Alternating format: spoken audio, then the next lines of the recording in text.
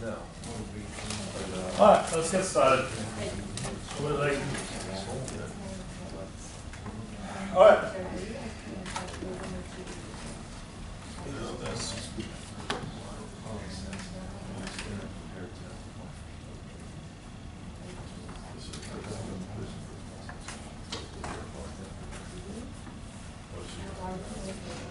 Cool. May I have your attention, please? We're running late. My name is Dr. Thomas Würzer. Welcome to Development Processes Part 2, or as I call it, Dev 2, because I'm teaching also Development Part 1. So if you want to send me, first reminder, if you send me emails regarding classwork, please start stating, at least in the subject or in your email, this is about Dev 1 or Dev 2. Because if I get a message from someone, let's say Woody, who's in both classes, I have a question about the class, I don't know which one you mean. If you're also in my third in the online class, I'm like, okay, I need like a paragraph to figure out which class you're in and what's the problem and how I can solve it. Yeah? So please keep that in mind. The more clear the problem is stated, the better I can respond, and I usually respond within 30 seconds or 6 hours, depending on my sleep schedule. Yeah? So don't be surprised if you might get an email bounce back at 1 a.m. or 2 a.m. I would not expect one at 5 p.m. Yeah? I get emails at 5 p.m. I will not reply on your 5 a.m. email. So development 2. Development 2 is, in a classic way, in our program, a studio-style, project-based team challenge. Big, crazy words. Well, it means one thing. Individual assessments and a lot of teamwork. And rule number 1, this is a quote from a really, really cool person. He actually might come in here for this class. Doug Smith, president of EDSA. EDSA is an international, known, well-reputed landscaping and architecture firm sitting here in Fort Lauderdale. They're doing worldwide, they're doing resorts planning, particularly landscaping, but they build whole cities as well. New Cairo, 3 million people, I think. That's a new city they built in Egypt. Yeah? And Doug Smith came once to my class and said, if you do team-based work, you need to check your ego at the door. Like you put your coat up somewhere, put your ego at the door. Doesn't mean that you're losing all the characters you have, the ability to fight and stand for a topic. Doesn't mean that you're being a punchover. Yeah? But it means that you might want to tune down a little bit and level up a little bit as well. This class is particularly stressful for folks who are, how to say that, not hesitant, but a little bit shy sometimes. You need to grow within your team a little bit on, hey, this is my opinion, I respect that. That's a basis, first number 1 basis in this class. Yeah? Some of you might have class number 2, second time in this program. There's a lot of adjustment you have to digest. You don't know the other team players, we're going to pick teams. Yeah? Some already walked in literally having their team complete or considering teams. Yeah? There's a certain dynamic in there. Don't be shy about that. Everyone here has a special trait, a special competence, a special knowledge that they can contribute to that project, to any project you do in your career. Yeah? And the reason why I give you that prep talk, don't shy away, think strong, is because that's usually the first panic attack you will have. The moment you pop up the project description, this is like, what, 12 pages long? You're like, well, no, can't do that. Yes, you can. Breathe 2 or 3 times, turn the page. Don't go nuts in your head. start working with with crayons, pencils, and paper. If I go nuts in my head, I start writing post-it notes.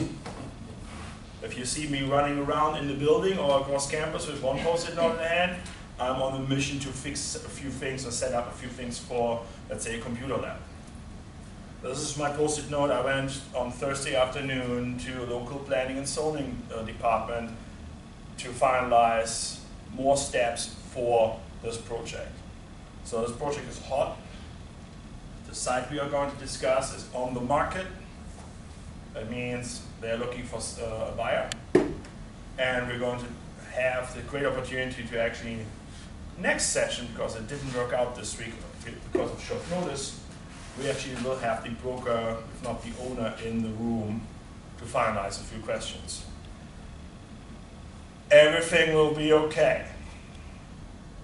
Breathe. Huh? Studio-based, team-based class, and I keep saying studio-based because we're going to do sketches, we have big plans we can work on, we're working in teams.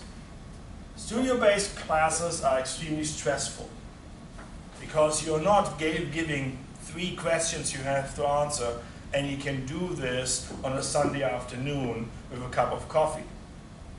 Now, studio-based classes would also mean that it's Thursday night at 10 o'clock, one of your team members calls and says, kids is in the emergency room, won't make it on Saturday to class. Team, can you fix it? Yeah? Also, it means that you need to pull your weight in that team. Yeah? There are different ways to assess this, there are different ways to do grading on this. Breathe. It's not the problem today. Yeah? The mission of today is to find you the best team we can find for you. I have students, again, from session 2 class, first class ever, like the 9th hour in the program. Versus folks who are like, yeah, this is my last class. I got this. Yeah? And I have a vast majority of folks that are in between. So, we're going to have an introduction. I would like to have you guys introduce yourselves to the group here, and also saying, what do you have done in terms of real estate development in the past? Jesus, you in my class? Yeah, Professor. I was looking for the classroom. I didn't find it. How did I do that? Change the classroom. I was home. Oh yeah. Oh. Huh? Floor. All that said, he is the perfect example how to excel from I'm shy, I don't really want to talk about this stuff, to the mastermind and hero of our last group project competition. Yeah? He ended up, I'm going to put you on the spot with this, he ended up in the final presentation with his 4 or 5 slides. A week before the final presentation, he was not able to say the whole thing in English without Spanish in between. It's like me after 8 hours of teaching, when you suddenly pick up on German words. Yeah? If you hear instead of an although and obwohl, you know that I'm burned out. Yeah. So, language barrier is not the problem. It can be practiced. We were going to do that. Yeah? Being shy is not the problem.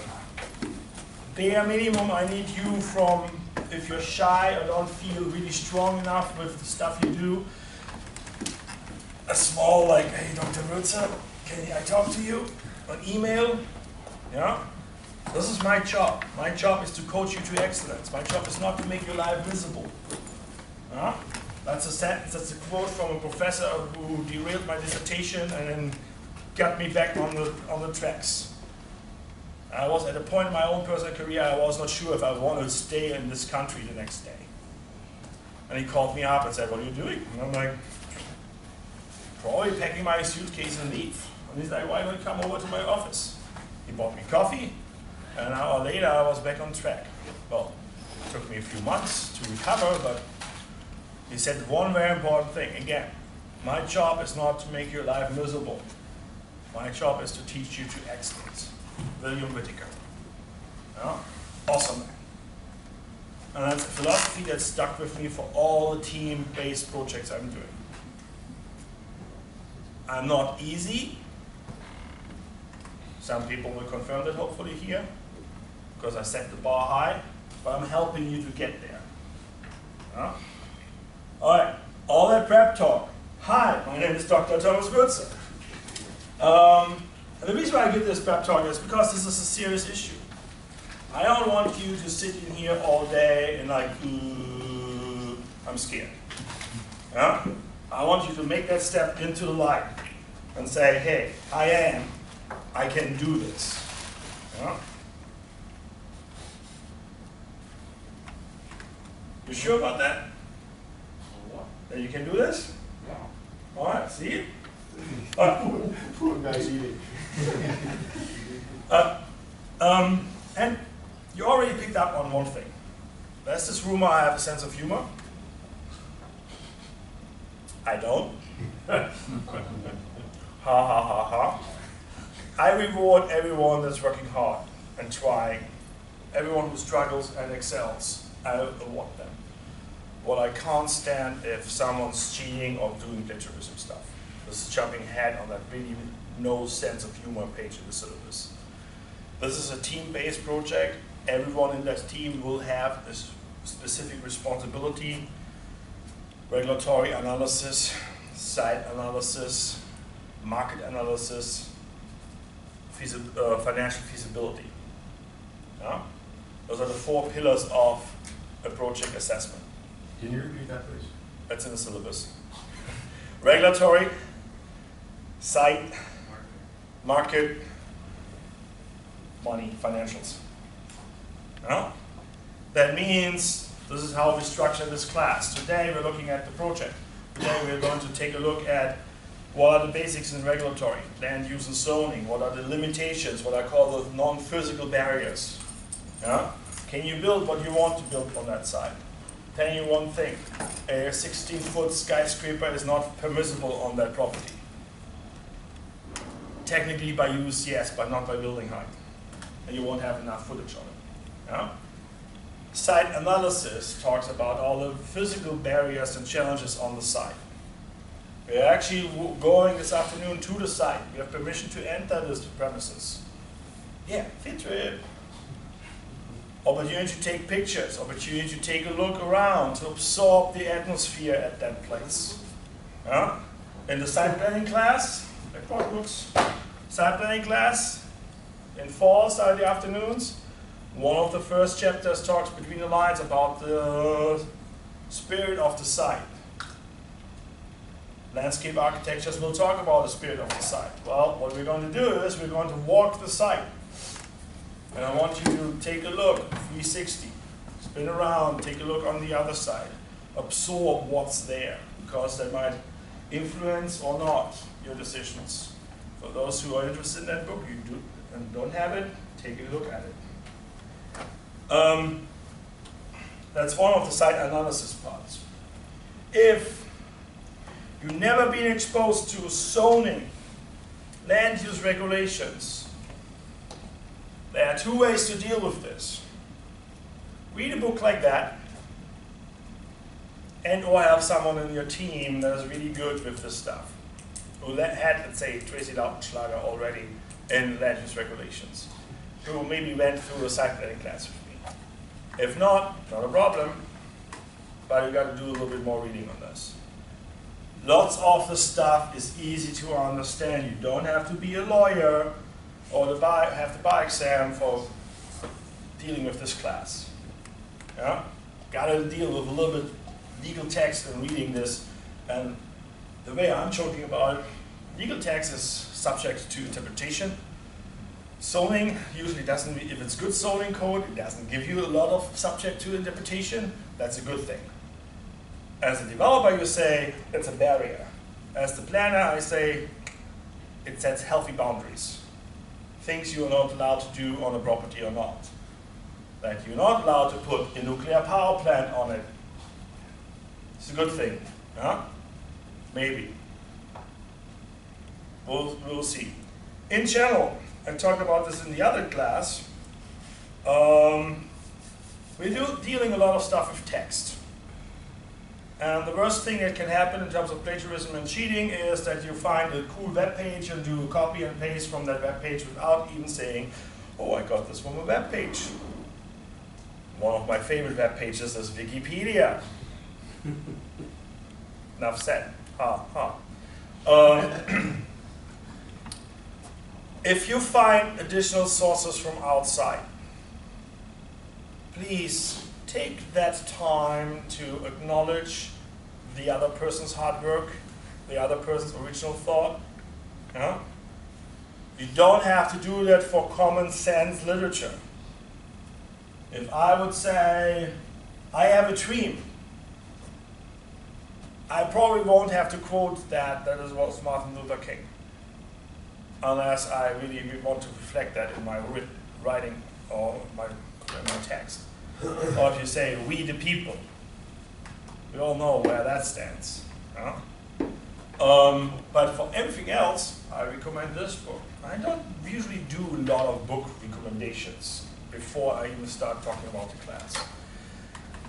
Richard Harris, Rewriting, helped me through my graduate study degrees.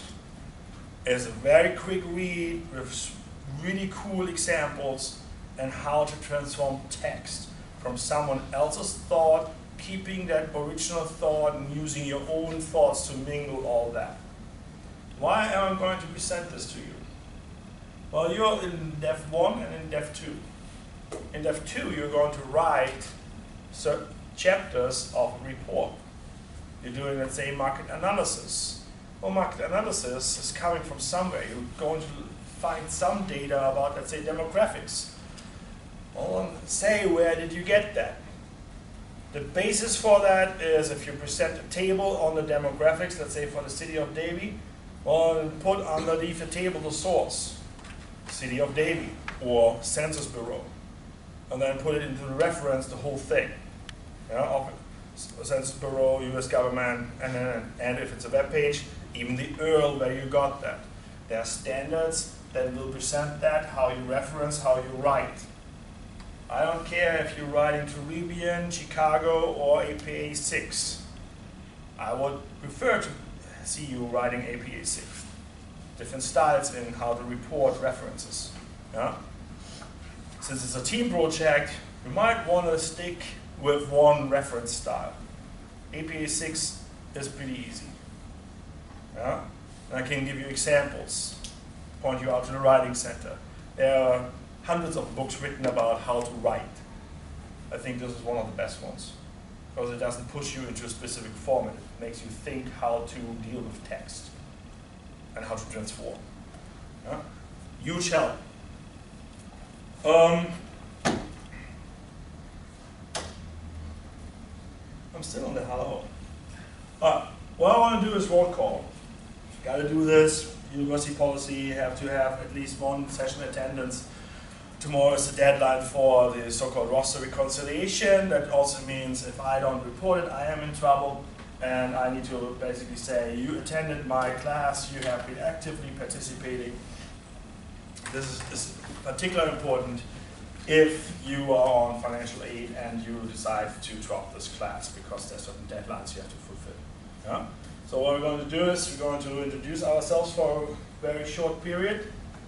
And then I want to talk about the syllabus, and then jump straight into team selections and the challenge, because we're going to have our guest speaker around 10. You guys are late. That's the last fair warning. So around 10, our guest speaker will come, Gene Berman, former village chap, vice president, and he gives us a talk how to do competitions, attitude, and positive teamwork. Yeah? Is it forward? Yeah, he's retired. Really?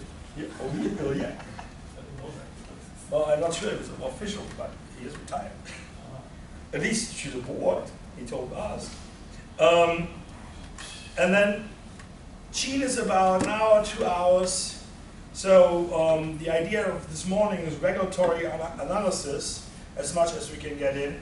Then from noon till about 12:30, we're doing a quick lunch break. Yeah. And then we're working on what I wrote down as site analysis, site survey, setbacks regulations, and first sketches. I want you to actually literally take out pen and paper, and I brought some examples on how to approach like the creative development on a new site. Yeah. So at that time, particularly in the afternoon, we're going to sit team-based. I circle around, help as much as I can. Yeah? This is a successfully proven concept, and this is how we're going to run this class. Yeah? And I will always check, when I stop by, I listen. I'll look at body language, and I try to pick up on how your dynamics are going to be in the team. Yeah? Teamwork is hard work. Really hard work. I remember I had a class once where I had two guys from one team clashing at each other all the time. They're buddies now, somewhat, I would say. Are you guys buddies? Yeah. Hard work. Hard work. Check your ego at the door. Yeah? Again, there's a certain dynamic that's popping up. Don't be shy about that. Some international style-like firms are running studios or teams. If you talk to folks from EDSA, they're not saying, I am Department XY. They're in studio, Kona Craig. They're in studio, Doug Smith. Why? Because it's a team between 4 and 8 people. They sometimes mingle. They all have their specialties, they all have their flaws. You know? But they mix that and figure out, okay, we can do this. You know? They have certain specialties for regional work, specialties for, let's say, graphics versus numbers, to really make that distinction. And some people are just creative in their brain and have a hard time to get this on paper. I'm really great in thinking crazy ideas. I can't draw a whole landscape scenery with trees and design style. Can't, never did. I'm having a hard time with that. Artistic, yeah. So part of this class is also figuring out where you're at. Breathe. All right? And I look in every swan's face. If I point out a flaw or a great character, it's not you. Yeah? It's not you. It's not you.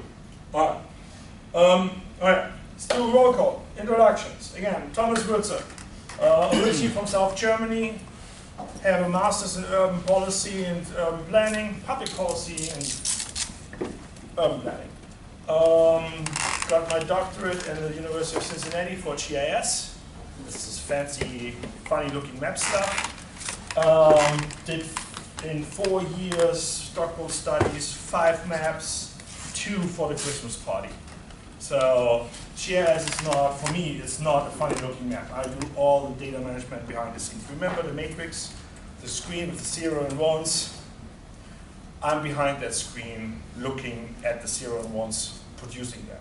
I'm not the user in front of it. Still not. I'm managing pretty much all GIS licensing and real estate software for the university here. So, yes, please. I think we were ready for Sarah herself. Not in this class. Oh. There are new faces. If you look around, there are new faces. And taught at Cincinnati, taught at Boise State in Idaho, and then came here 2 years ago, 3.5 years ago, to teach real estate development. This background I have is computer software of any kind and land use planning. Taught actually planning law in classes. Yeah? So I'm going to be thrilled that we're doing here a site development. All right. Diego, who are you? There are a few new faces. A good question. My name is Diego. I'm halfway through the program. I've not done anything real estate development related. Closest I've come to has been selling, when I was selling stone tile and marble, different construction projects going on in Southeast Florida. However, I am looking forward to being involved in real estate development, hopefully on a personal basis, more than going to work for a company. At my age now, it's what I'm looking to do. Currently working in sales in a different industry, and I'm looking to raise capital so I can invest it and know what's going on, and you know, make things happen. All right. I know, Carlos, we have done this, but again, there are people who don't, and in the context of this class, it might be different. Hi. Hi, I'm Juliana. I have a background in architecture and land use, urban planning. I'm from Brazil. The little bit I worked with real estate was doing feasibility studies back there in Brazil for some development companies. All right, cool. Welcome. Hello, I'm Miriam. It's the same name. I'm still from Switzerland. I can't hear you. So I'm Miriam. I'm a new student here. Okay, we can hear you. I know We some can hear of you. you. Yeah. And Miriam, don't let them boss you around. All the time. What is the cash? All right. Six All you. Switzerland does the best. Okay, so I am Miriam. I'm a new student here. I'm from Switzerland.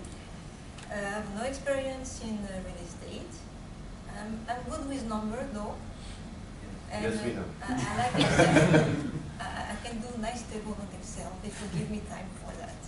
So you have done your financial analysis class with Foggy? No. You guys did a financial analysis. Yes. Oh, that's class with two? Yeah, that's Oh, what you that did. counts too. Yeah, that's good. Okay, so. But it's You different. have the financial analysis. Okay, so that's what I have for you guys. Woody. My name's Thank you, Woody, Miriam. Woody Hughes. I work for Habitat for Humanity. I'm new in the program. I'm very excited to be here. I know team projects I don't like because I end up carrying all the weight, but I'm going to do my best, and I have some great experience at regulations, site planning, and I do that now. I've done it for about 15 years. All right, cool. Welcome. You know my team. Paul. Hey everybody, Paul Tachi. This is actually my final class in the program. Ooh, congrats. Successful completion if we all work together as a team, and we're, excuse me, it's early in the morning. Help me. If we're all successful, then I'll move on and graduate from the program. It's been a great experience. Just a background on me, I graduated from Florida State University with a marketing degree in the early 90s, and then worked in the corporate world for just over 15 years in sales and management, calling on public and the private sector. Both have experience with that. I mentioned the public sector because you deal with the public sector quite a bit in development. My goals after the program are to, it looks now, to work for a developer or development company, try to gain some experience and learn the development process, as well as in-depth financial analysis. And future long-term goal, development company, and focused on commercial real estate investment as well. All right, welcome. Hi. My name is Mo Ineas. This is my second semester on this program. I have a background in healthcare for the last 15 years. I'm a chiropractor in Palm Beach County, and I have invested in primarily in residential properties. And I got to the point where I think healthcare is probably in a transition where I might need to move away from it, and real estate is always one of my passions. And eventually I'm looking into pretty much acquire commercial properties. I don't want to deal with the development aspect from the ground up, and just manage the properties. All right, cool, welcome. And My name is Ed. I'm from Brazil as well. My background is in real estate sales, so I'm more in the market part of this project, as I can see. And that's it. And that's it. All right. Hello. Hello. My name is Michael Ranglin. This is my first time in this program.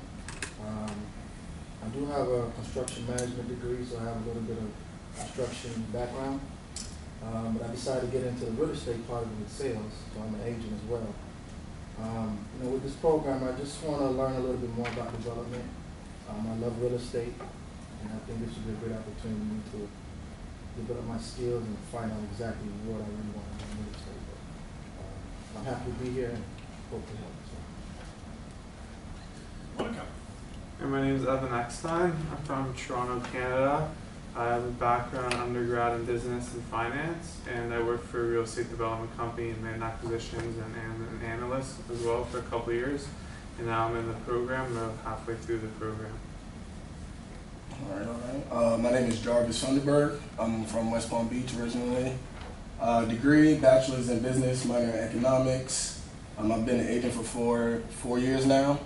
Just got a job now as a consultant for an engineering firm, doing tax, local and state tax credits and historic preservation credits. Which firm? Engineering Tax Services, ETS. Yep. Alex Hall is working there too, is she? Yeah, yep. Yeah, cool. So two alumni in the same company. We're going to take over. well, let's work on you being the alumni and then congratulations on the job. All right, hi. Hi, my name is Chris, originally from Costa Rica. Got a bachelor's in business and marketing. I've been in real estate for the past 3.5 years, acquiring distressed properties and complicated deals. And I'm now going to be doing land acquisitions. I started in January, and I want to get into real estate ownership of multifamily properties. Hi, my name is Judy. My background is in real estate, sales, residential. I'm looking to perhaps go into commercial. This is my second course in the program, so I'm just looking forward to what the future holds. Okay. Well, hi, my name is Jesus Suarez, originally from Venezuela. This is my last class of the course. Oh wow! Yeah. And well, my background is in real estate. I've been in real estate sales for almost 15 years. I graduated. I have a law degree, but I only focus on real estate. So my goal is to maybe set up a development company related to build some warehouses. That's me. Hi guys, my name is Payman, also aka Cash. Been doing real estate, but mostly international overseas for the past 15 years, and came here to learn more of the development side, and I'm more than halfway done. I'm looking for June 30th. June 30th. Graduation. Oh yeah, this June 30th is our graduation. June 8th. Commencement is June 9th. No, I mean, but I'm done with the program. Fine. The commencement is not, I mean, once you know you don't have to come to school then. Hi. My name is Daniel Fonsen from Venezuela. I am a civil engineer. I came to the U.S. 4 years ago to manage some commercial property, and now we are developing a small building in Unity for it. Alright. We know you, we can skip you. Just kidding. Hi, my name is RJ Klein. I'm the guy that you get emails from. I moved down here from Philadelphia about a year ago after I graduated from undergrad to jumpstart a career in real estate development. My background's in finance, and I'm coming to the end. It's not my last class, but I'm coming to the end of the program. Yeah, so pretty much it.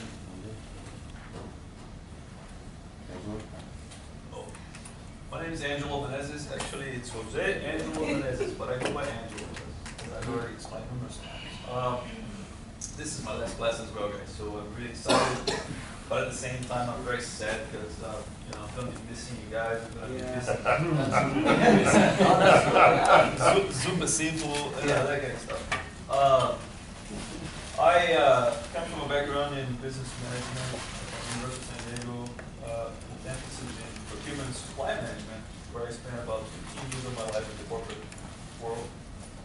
Then I started my first company back in 2007. I ran it for about 10 years. Got burned out. It was in the construction disaster recovery business, disaster restoration. I don't know if you guys help you guys out with this, but essentially it's a pain. You can make a lot of money, but it's very painful. A lot of hard work. Started out at the company doing building inspections for the last couple of years, trying to figure out what I was going to do. Signed up for this program, and I'm very fascinated by it.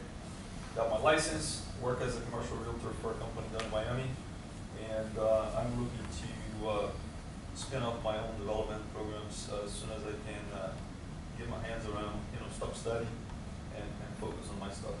You never stop studying. That's right. One of the things is like, when I don't get enough to read during the week, I feel off. So you never stop studying. Hi, who are you? Hello, my name is Daphne Delgado. I'm Dominican Swiss. My background is in higher education, clinical psychology. You say Dominican Swiss? Swiss, yeah. Where in Switzerland is your family? Lucerne. Lucerne. Alright, so we have the French-speaking part and we have the German-speaking, Italian-speaking part. Italian. Alright, good. We're getting more and more fun internationally. I have a higher education background in clinical psychology. I've been in real estate for 28 years, more as an investor and a property owner. I'm new to the program. Okay. I'm more interested in the sustainability real estate development. Cool. Lucerne. Really great town. Switzerland and Germany is like neighborhood, Hi! My name is Marcella. I'm a little bit today. I'm sorry. Hey, yeah, actually, the first front pocket of my bag, the Ricola. There's what? Oh. Give her one. Best Swiss candy for cough drops and sick throats. So I'm originally from Ecuador. I work for a real estate developer for about 3 years. I have a degree in business administration management. And the experience of working with a developer is brought me to this program. And I do this my first semester. And she's a hard-working person. I can recommend her for my August class. She is knowing all that. Thank you. Hey, how are you doing? Hi, I'm good. My name is Carlos. I'm from Puerto Rico. I'm currently doing an internship with Marcus and Milicha, which is very focused on commercial real estate. I'm halfway done to the program, hopefully finish in this summer. That's it. Welcome everyone. So if I do my body count right, we have 21 students present today. So that would mean we're going to do 21 with the count of one student being sick out today. You might recall Kristen from last week sitting in front. She's really good, she's hardworking, team spirit, so she's pretty much done with the program. Who is it? Kristen. Kristen Sokam. Don't remember. She works for HPD, for the dean of HPD, had a few classes. Oh, the one that sits in the front, she's pregnant? Yep. Okay. Didn't want to say that description.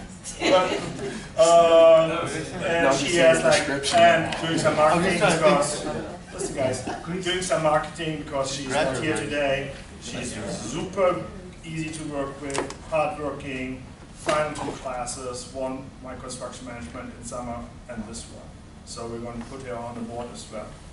Maybe in the 5-people team, so we can deal with that.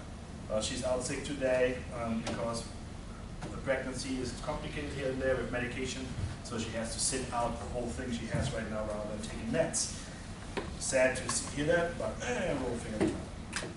Everything is a solvable problem. There are no impossible solutions for project management. Yeah, in the worst case, you have to sit out a little bit of time sometimes. All right, the quick paperwork. Was posted, I think, last Monday on the Canvas. We're using Canvas. There will be no more Blackboard, official university decision. So Canvas is in one way great, in one way not so great. Let's talk about syllabus here, because I see it as a contract to my students and the framework I will judge you upon. Very important. All the stuff you can, in grad school you can read, but very important is the office hours. I do office hours on Tuesdays in my office. I probably won't show up in the computer lab. I had 2 students from the August class like at 6:30. Well, I was in the computer lab, you didn't show. And I'm like, well, I was in the office, you didn't show. Yeah? Tuesdays in my office, 3rd floor, right at this angle, right up there. Yeah? The reason why I'm doing at least 1 office hour in my office is because if there's some personal medical matter to discuss with a student, yeah, we can close the door. That's no one else's business. If you have personal challenges in your life and you want to talk to me about it, how we can make your performance in the class consistent and excel. Yeah? That's one of the major reasons. I do, because I teach a computer class right now, I do Wednesday 6 till 8 p.m. in the computer lab. Just because it's in a computer lab doesn't mean that you can't show up and talk about this or the other development class. Yeah? Because we can sit on a table and do sketches, pop up a computer software, etc. Yeah? Class schedule, you might have figured it out. We actually meet every other Saturday. Has the advantage that if you are not enrolled in Development 1, then you get a weekend off. Yeah? That's one of the major reasons why we actually push that schedule, is because the students' bodies do not overlap too much. Yeah? So instead of 8 weeks every Saturday morning, we're doing 1 intense Saturday off, 1 intense Saturday off, or Dev 1, Dev 2, Dev 1, Dev 2. But there are different spirited classes, and you will see that. Yeah? Those are the quick dates. We're going to meet here, if not otherwise else announced. I will skip the course description and learning outcomes. Let's talk a little bit about the schedule. Because it's as dynamic as class can be, there are certain deadlines we need to keep in mind. And I say keep in mind because we might actually end up shifting one or the other again already, but this is the major framework. I do have a 0 tolerance on late submissions, because I got burned too many times. If there's a draft due, submit the draft on time. If there's an assignment due, submit the assignment on time. If there's a team assignment due, submit it on time. The team is responsible for that work. We had that with our airport project, late submission. Because the team did not communicate well enough whose responsibility it was to submit that on time. And the judges, the external judges, disqualified that team. Why? Rule of thumb, if you submit a proposal to a local city because they said, hey, submit something, we want to develop this. And they say, Friday at noon is the deadline, or end of office, that would be, depending on the office, typically 5 o'clock. You might want to consider that and figure out what's going on. City of Davie has different opening hours for their departments. It's not just till 5. Building department closes at 3:30. Planning and zoning was still open at 3:30. Yeah? So you need to know that explicit deadline. If it says 5 o'clock, if you submit at 5:02, it's not going to work out. Red stamp, non-confirming bid. Yeah? You can have a super duper project. You can be the best in the market, the best profit, everything great, super. Non-confirming bid. I've done late submissions with, hey, if you're an hour, 2 hours late, can happen, some grade adjustments. If you're 2 days late, some grade adjustments more than 2 days, your E++ work would be like a B minus. Yeah? No. So I also know if something goes really, really, really bad, push deadlines and give the students wiggle room. I will announce that on time. I will not tell you on Wednesday afternoon that the 6 p.m. deadline on Wednesday is now moved from 6 till 8. That's unfair for those who are keeping the deadline. Yeah? So don't come in the night before and say, oh, we need more time. There's also a thing, if you look at that schedule, today we're doing intro, we're doing rec, and we're doing psych. As much as we can squeeze in on this. I completely understand regulatory analysis. You would hire a very expensive land-use lawyer for that. Like we had last week. Debbie, she's awesome. I don't know what she's charging, but she's probably not cheap. Huh? We're going to go through this. Then in the next session, we're going to meet the typical suspects of market analysis and financial analysis and a TBA. There might be a guest speaker coming. Don't know yet. That's some fluent movement here. The important part, what I want to point out, that's the reason why I said draft. Yeah? Preliminary presentation and feedback session. On Saturday, April 21st, I'm going to have the chairman of the advisory board, Kona Craig, and another distinct member of our advisory board, Jessica Abrahamson, who works for Styles Retail, come in. And Jessica is alumni from this program, and Kona is a big fan of the program. They're going to come in and run with every team a training mock-up presentation. That means whatever you have at that point in time that you could put up as a buzzword, as a visual, or anything that you think you will be able to present and pull together until the final day, May 5th. Yeah? And a few days ahead of time, because you have to submit the write-up, you can present to them. And the reason why I say draft and taking the leap of faith for placeholders is important, because there might not be that perfect map yet available. Yeah? But you should say in your write-up or in your presentation, this is going to be a map. And literally, if you write this in a Word document, you take that half page as a space holder, put literally a blank half page in there and say, this is going to be an overview map of that site. Why am I so very anal about this? Because if you do not write this down, that there will be an overview map of the site and put a placeholder in it, if everything goes nuts, you will forget. So as part of the checklist at the end for the final revisions, did I fulfill and fill out all my placeholders? You will skip through the document. And that can happen to your professor as well. Sticky notes. Catch as I have 2 offices, so if I don't carry those sticky notes in my pocket, I will forget. And I'm not a fan of the digital sticky notes. Old school. If it's on paper, I won't forget. Again, breathe. I'm giving this prep talk about how you need to do things. Breathe.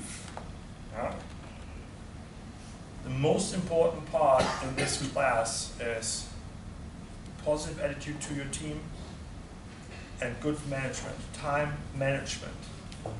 Don't commit to something you are in doubt that you will be able to do that. Oh yeah, I'm going to write you 50 pages on regulatory analysis. No.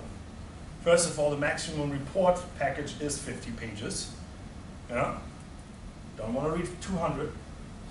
And second, you probably won't be able to do that because your land use lawyer friend will not be able to do that either.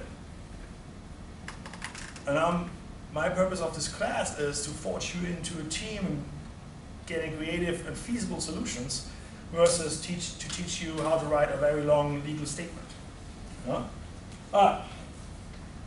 Skeleton of this class should be clear based on this table, on the schedule. We're going team-based, step-by-step through the 4 pillars of analytics for site development and development. Yeah? Within this process, there's a lot of creativity, a lot of discussion, maybe a lot of no's and yays. Shouting, probably not so much. The site we are taking a look at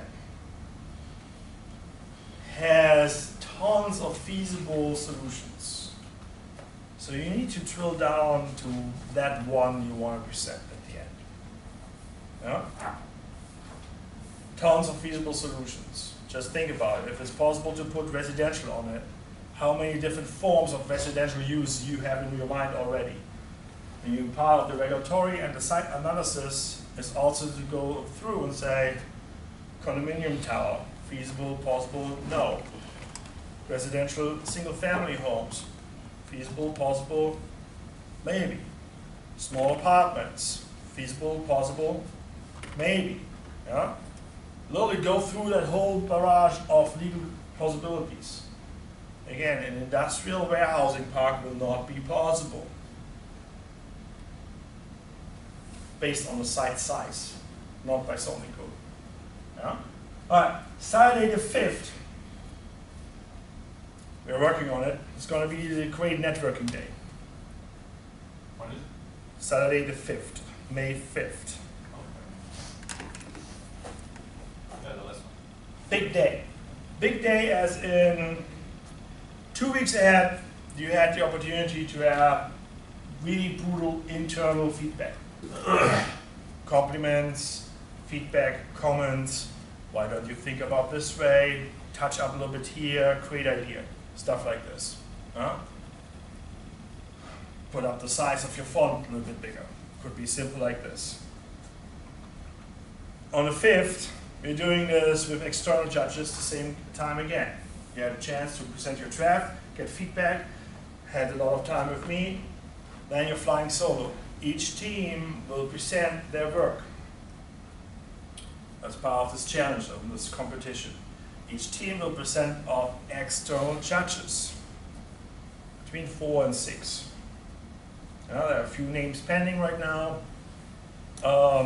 We'll see. What they're doing is they have a very robust scoring sheet, and the competition pamphlet or the competition write-up actually tells you percentages on what they're looking for. They're going to see your write-up, giving scoring on this. They're going to see your presentation, giving scoring on this. They're going to give scoring on the general overview, what you deliver. Yeah? Like you would present in front of a council meeting to get that bid to develop that piece of land. Like you would go into a board meeting and say, this is what we came up in the team. This is what we would like to put forward as our firm. Like you would go in front of your lenders and say, I need $5 million from you guys because this is what we're going to do. Don't see this as a class project, put a few pages together and say, yeah, the professor will find out what's going on. 45% of the grade in this class are going to be external judging. I want you, no scares, no scary. Oh, good. You had like the face like, ooh, it's going to be okay. You get enough feedback and work put into that. We have the mock-up testing. We're going to get you there. Yeah? The mock-up is going to be, probably going to be each group alone. Yeah? That means the 4 or 5 are going to present for 15, 20 minutes, getting feedback, and then we rotate the next group out. The reason why we might do that is because groups might develop a little bit competition feeling and saying, hey, we don't want to have the other ones hear and see what we want. What's very particular with the airport project last year, the $500 million redevelopment or development investment, they put out the elbows. They didn't want to have the other ones here and see what's going on, which was great because at the end, May 5th, you're going to sit, and RJ, you're going to listen to the other teams, and you're like, man, we had the same idea. They actually went through it, and it's really good. And we skipped it. Yeah? So it's another learning process because you're working in your team on a specific topic, on a specific focus, and then you see, oh, they did a variation of us. But we are $500,000 cheaper. And we can have less parking space and more living rooms, or residential space. Yeah? So think about that. That's one thing. Reading. All that said, the fast-paced studio style applied. And everything else is naming this and writing this out. Yeah? As I mentioned, there are some assessments to do. And this is a style where I'm feeling very comfortable to look at your personal and your team performance. There are certain individual analysis sections. I know that there will be a team, actually just 22 people. Great, why don't you say hi? Who are you? Hi, I'm Brett Waldron. I'm a site designer. I work for a multidisciplinary firm. How long are you in the program? This is my second semester. All right. Site designer, works for a firm. All right? Just saying. All right. So, in a classic setup of 4 students in a team, with 4 analytical sections as a must be in the report. The approach is that you're going to write, one person is responsible in writing that section. That is a personal assessment. Let's say Jose is going to write the financials. I will give him some grading that will be worth 25% of his final grade. Huh? And I do understand where you're at in the program. If you've never written a financial statement and a financial analysis, first, figure out if this is really your competence, your capacity you want to bring to the project. But second, if you make that decision, I understand where you're at with certain expectations. One of the expectations is, you got to meet certain standards, but I know where and how to assess that. So if you have just finished financial modeling and investments 2 or 3 weeks ago, yes, you should be able to be confident enough to do that. If you have done 8 months of training in this program, no discussion. You should be able to do that.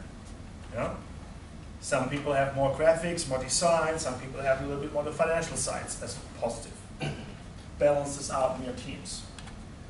Peer review by group members. It's a team-based project. Not every one team player will be great. Not every one team player will be awesome. Most of all of you guys will be awesome. I can't say all students are equal. Some are more equal, not going there. I can't predict that. Check your ego at the door. Be friendly, be professional. And peer assessment should not be at all on your list of issues and worries. If you do your work with the team and you deliver by Thursday evening the way the team discussed with you that you deliver something, if you help to edit other stuff, other elements, you should be fine.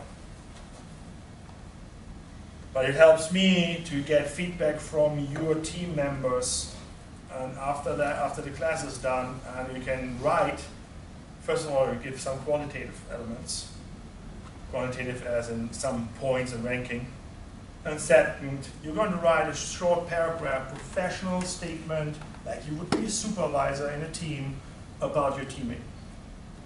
Professional means not that you're writing, was a great guy, did the work. 100% score. That's too easy. After 8 weeks of working hard with each other in a team, you should be able to write more than just, was a great guy working hard. Or great girl, nice to work with her. There has to be more substance. And the reason why I'm asking for more substance is because if it's an 85 and a 90 or even a 0, that needs to be a justification for that. Because it goes similar to the regular grading schemes. If you give a fellow student 50% of the effort, as in he worked hard, 50% is a fail. Yeah?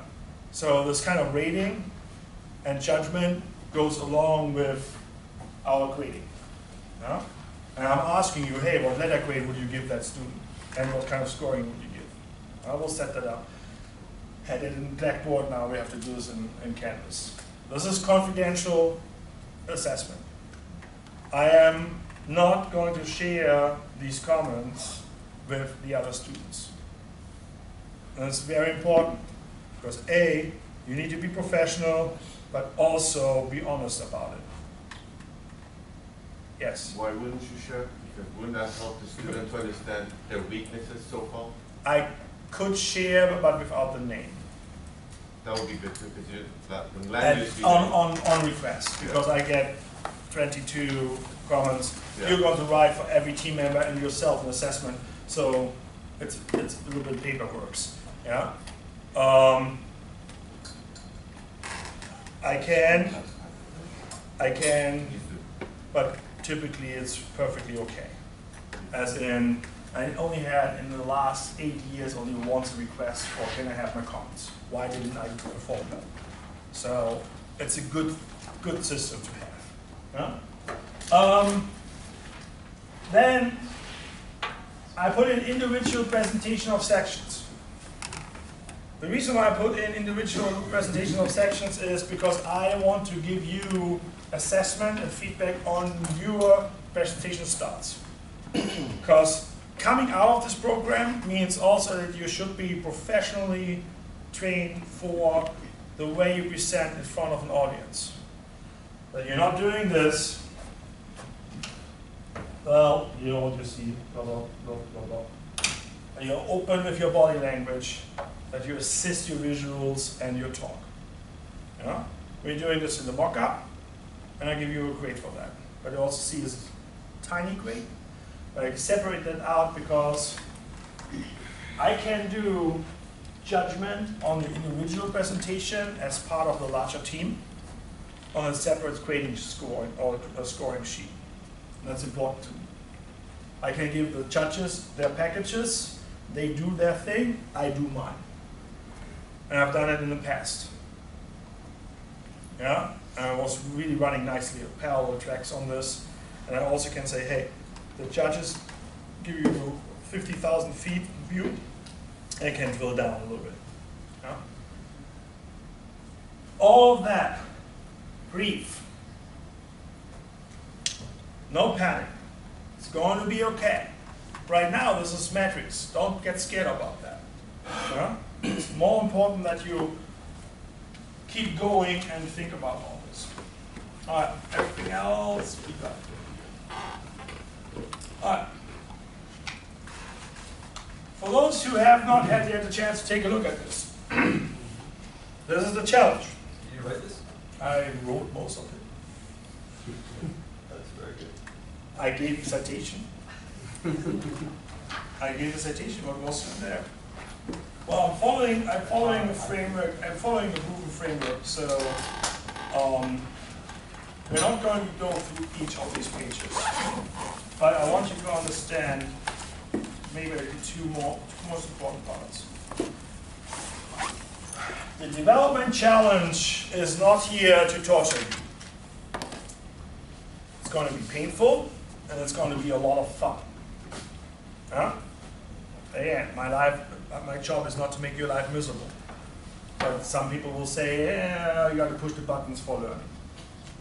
If you look back in for your undergraduate degree, professors who gave you a hard time, hard life in class, those are the ones you remember.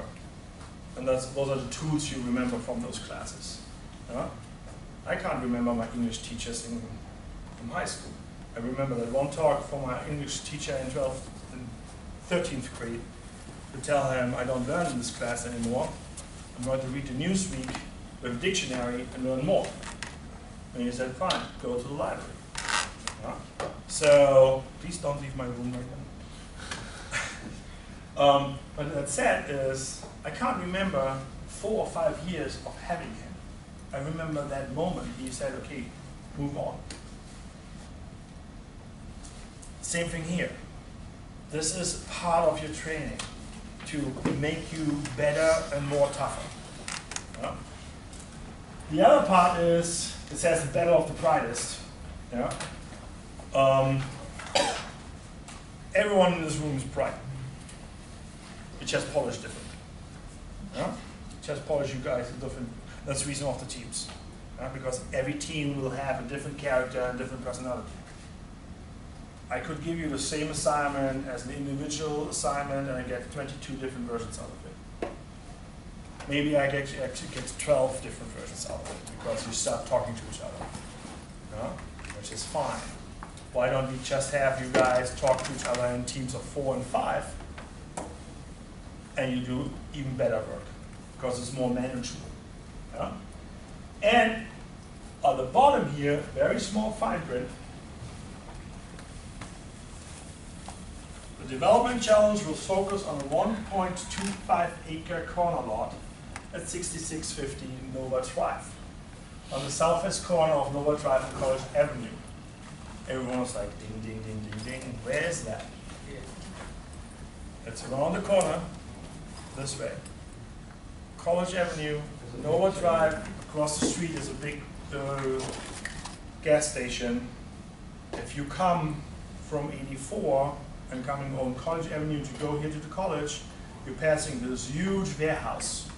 And you have little bit parcels, that intersection across the street. We'll have a map on this. And we're going to take a look at the whole project. I'm going to sit you closer to here. So you and the competition description is fairly long, fairly detailed. Those are the 4 important ideas behind this. The translation for A, as a team, you create an idea, a vision. Most famous vision I use for what is the vision statement is I have a dream. So your team needs to be challenged in saying, what's our vision statement? What do we have as a physical manifest of our vision on this property? Are we doing a hospital versus an airport? Might not work out. But you have to make a decision. And with the decision, you set a track, a direction where you want to go. Demonstrates an understanding of the current economy, local market conditions, development, land users. That is part of what we're pretty much doing today in 2 weeks. If you think, well, I'm putting a Blockbuster video store on that site, that would fit. The market might not support a Blockbuster video with the VHS cassettes. It's gone. Speaking of, if you have not heard the news, former owner and founder of Blockbuster, H. Wayne Heisinger, passed away yesterday. So, sad news yesterday. If you don't know who H. Wayne Heisinger was, I recommend to look him up. Blockbuster Video. Blockbuster Video was one of the big names, all the nations, sewer water management. Those are the three big elements. The report on the teamwork itself, point C, ample information. Ample information means you can cut, you don't have to include all. Make a decision what is relevant. what is doable, feasible, and manageable. You can't, or you could write 50 pages of market analysis report. You can include how many people are buying laundry detergent in that service area. It's not relevant unless you have a laundry detergent company. You want to put them there. Yeah? So make the judgment calls, relevant and detailed information. Identifies and response regulatory constraints, entitlement process, local communities' interest. That's what we do today as discussion and then as part of the report. Yeah? Saying, okay, fine, what is the permissible land uses on this property? How would you find out on this? Not everyone is running around in their heads with the zoning codes and zoning ordinances of the city of the town of Devl. So one of the things we're going to do is check out that code. Read up at least the 2 or 3 major categories that put us into that kind of area. Yeah? They're in the regional activity center. Well, that's a big piece to swallow because there are like 14, 15 different sections underneath that. Yeah?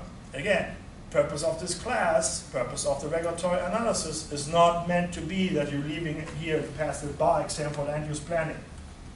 No. But maybe this is one of the very first times you literally are forced to pull out a zoning regulation and read up what are the setback regulations, what are the building heights max caps, yeah? Floor area ratio, or darn, I can't build an industrial warehouse on this because my setbacks and footprint is not working. Yeah? In some elements, we are not going to drill super in depth. We don't have the time to go through a whole environmental analysis. But there might be already some stuff done. There's surveys done. So when we talk about grading and what's going on the site, I actually have the plans. So we're going to sit down and open it up, each team, and put color pens on it. Huh? Who had construction management with me last year? Yeah. But I wasn't so really. Well, it was an online class. So what was one of the stories we had in this class? It's sometimes you have to sit down and write a solution on your napkin. It doesn't mean that your financials are going to be super cool, super detailed like an Excel spreadsheet or an Argus. Yeah? But at least run some numbers on a napkin. This is from the broker, potentially from the owner. This is a JPEG. They literally hand-sketched drawing for how to break this down as maybe multi-units residential. Quick and dirty, right? Not looks very detailed, but not quick. Yeah, but this is how we could start. This is how I want you to start. Think 2 lines, the physical and non-physical barriers, and what is possible in that constraints. Yeah? At the end of the day, everyone had a pen and a paper in their hands and tried to sketch at least something that would give an idea. As an example, if you would put an office building on there, would you put a regular squared office building, an L or an H shape? It's a corner lot. Certain permissible uses with that corner lot. Like how far are you allowed to build to the property lines? That might help you with a decision on the design of your building. Yes? Besides like census and things like that, are we going to be able to have access to like something like CoStar and pull the data? Or? We'll figure it out. Okay. We'll figure it out. Pretty much everything you learned and used in the other classes so far is fair game. If you look at the syllabus and said about textbook, well, that's the book we're using in development 1. It's really good. Helps you to figure out a few things in development 2, but everything else works. I haven't used that in the class, but this was a really cool book to look up a few things. Everything goes. Okay. Software packages, everything goes. What I don't want is, because you're working in an architectural office, I don't really want you to sit the next 3 weeks in front of AutoCAD and do a complete rendering of the building. Looks great, but you're not really feeding into those 4 pillars of the analysis. Yeah? Visual design, yes, we're going to talk about that. If you are designing, let's say, an office building, I would expect maybe some sketches, maybe just a block.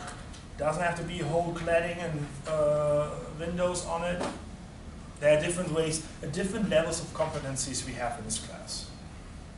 This is not a full-blown architectural studio, because we don't have a full-blown architect. Are you a full-blown architect licensed in Florida? No. See, we don't have a full-blown architect. So, there are different ways. When it comes to landscaping, I'm pretty sure Grant is like, yeah, we can draw some bushes here. Let's put a tree in front of it. No problem at all. Yeah?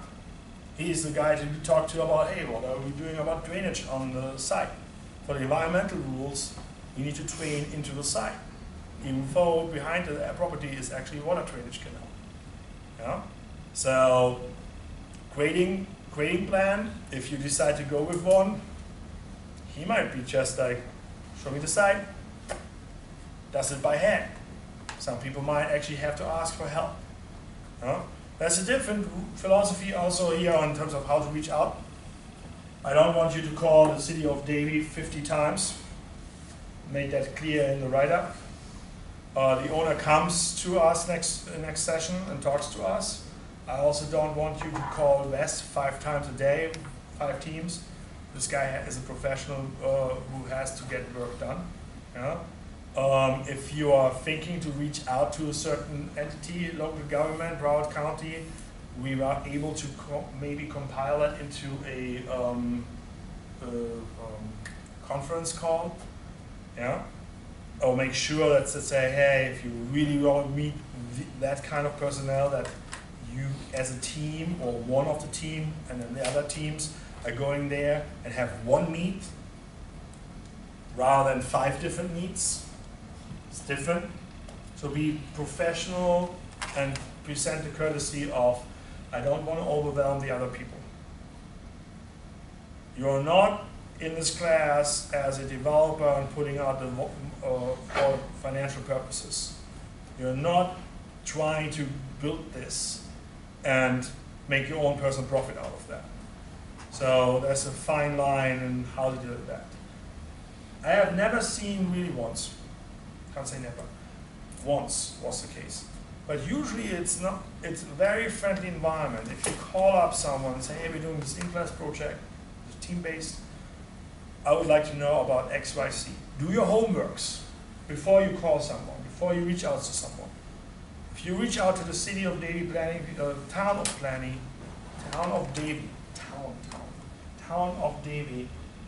planning and zoning, please know what you're talking about, as in, this is the zoning relevant for this property, for this site. Don't ask them, I don't know if it's residential or not. No, you need to know what it is, because on the next few pages it's written there already. It's RAC. Yeah? And have somewhat an idea what RAC means. If you come in and say, hey, I would like to put a medical facility on there with 5 floors, can I do this based on the airport approach, on the overlay for maximum building heights? That is a detailed question. Because you're asking, hey, I couldn't find the airport overlay, can I do that building height? Or would that be allowed in the transit corridor rulings? Because you're also dealing with a transit corridor, which has different design guidelines. All right. To skip a few things, we talked about the award, judges, deadlines. I said everything goes pretty much in the resources. There's some limitations here. I will tell you probably by Monday or Tuesday who are going to be the judges. Invited Doug Smith of EDSA so far. Talked to him. It's not confirmed yet. I talked to Debbie Olszewski, board member, not confirmed yet. I talked to Eric Swanson from NEOP. No, different class. Talked to Eric Swanson, who said yes, but need to confirm. Yeah? So I have those 3 names. So please, running on this rule, do not reach out to Debbie and ask her land use lawyer stuff. It takes the fun out of the game. Because her competency is land use and the legal regulations behind it. And she is going to be in this room with you guys and asking you a question. Or saying, hey, I have no questions, you did everything fine. Well, isn't that that you go, though, to get a project done? Or something like that? You're going to go out and reach out and, pull the Yeah, but this means that you should not reach out to Debbie so she is not compromised because she worked with your team. Just because she's a judge? She's a judge. So but you got to know what the shareholders want, though. Right? But you can. But she's judging you as part of the competition. She's not judging you as the owner of the property. Yeah? And that's an element we ran in the NEOP competitions, and that really worked well. Have that distance. You don't want to compromise your referees. Because if you want to do this really, really straight, she needs to come in and say, you reach out to her, you discuss with her the topics, she will not be able to judge you guys.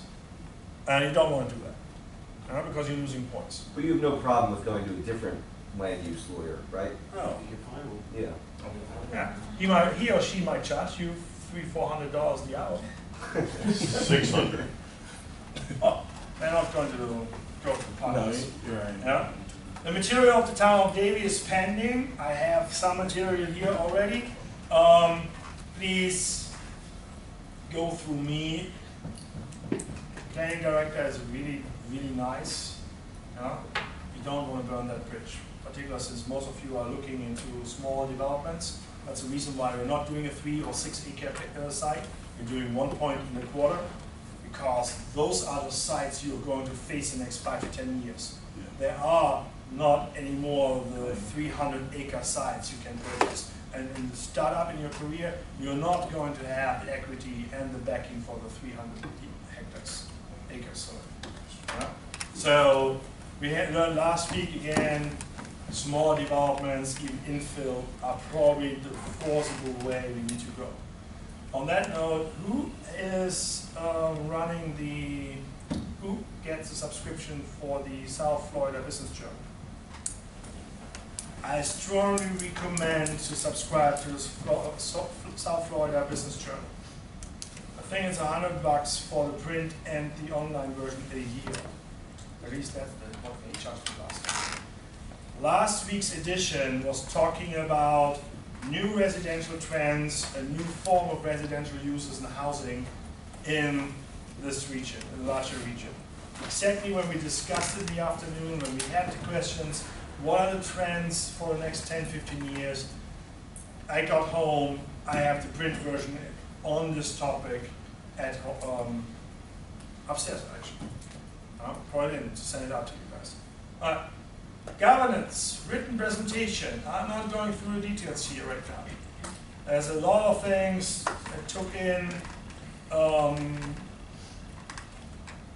That's a typo, gotta do that.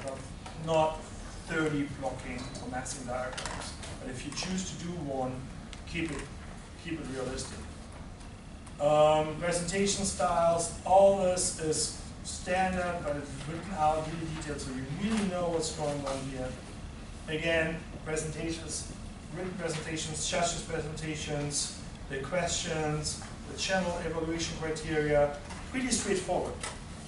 The sum of all of the above is don't worry about it too much and do a good job. Don't look at this as a checklist of things you need to get done. Do a great job, and that is all what matters. The interesting part is what we did add is the second section. Because we're going to do this as a networking event. So May 5th, we're going to have all of you presenting in the morning with the judges. Then we have a quick break where you have the opportunity to meet a bunch of employers for a big lunch. The idea is that we're going to invite regional employers for a networking event. We'll provide an intimate setting for lunch with those employers, so you guys are VIPs, you can mingle. And the rest of the afternoon is going to be a speed dating, networking, employer talks to students and vice versa event. We are trying to figure out what's going on in the size of the event right now, because there's some other events in the building. We have 3,000. So for sure we're doing this networking event with the employers. I'm not sure yet if we invite other schools and even undergraduates to come in and meet new students. However, what's going to be really relevant is after the morning session is done, all the scoring is done, the top 2 teams are presenting after lunch again. Because if you're doing a great job, you should be able to do another good job and another good job. And the second presentation is going for the public vote. So everyone in that room will get a little sticker or like a raffle ticket or something like this and can vote for you. Yeah? Because the judges might look for something else than you would get in a public presentation. And why a public presentation? Where in your career are you doing public presentations? Towns. In front of a town meeting, in front of a planning and zoning meeting, in front of your lenders and finances, yeah? In front of your team. So the idea that you're being trained for better public interaction and speaking is important. Yeah? And that's the reason why we put the top 2 teams out, to battle it out. And depending on the audience, we would like to invite undergraduates. You really can see how awesome this program is and how awesome you guys are. And the reason why we're doing this as well in front of employers, not just in front of the judges, is because in the past we had job offers to those presenting teams. Terry Stiles literally walked up to one of the students and said, I want you in my team. I want to hire you. When are you done with the program? So some of you are pretty much done at the end of your education. Some are halfway in, some are just starting. That is an opportunity you should not miss. Yeah? So that all said,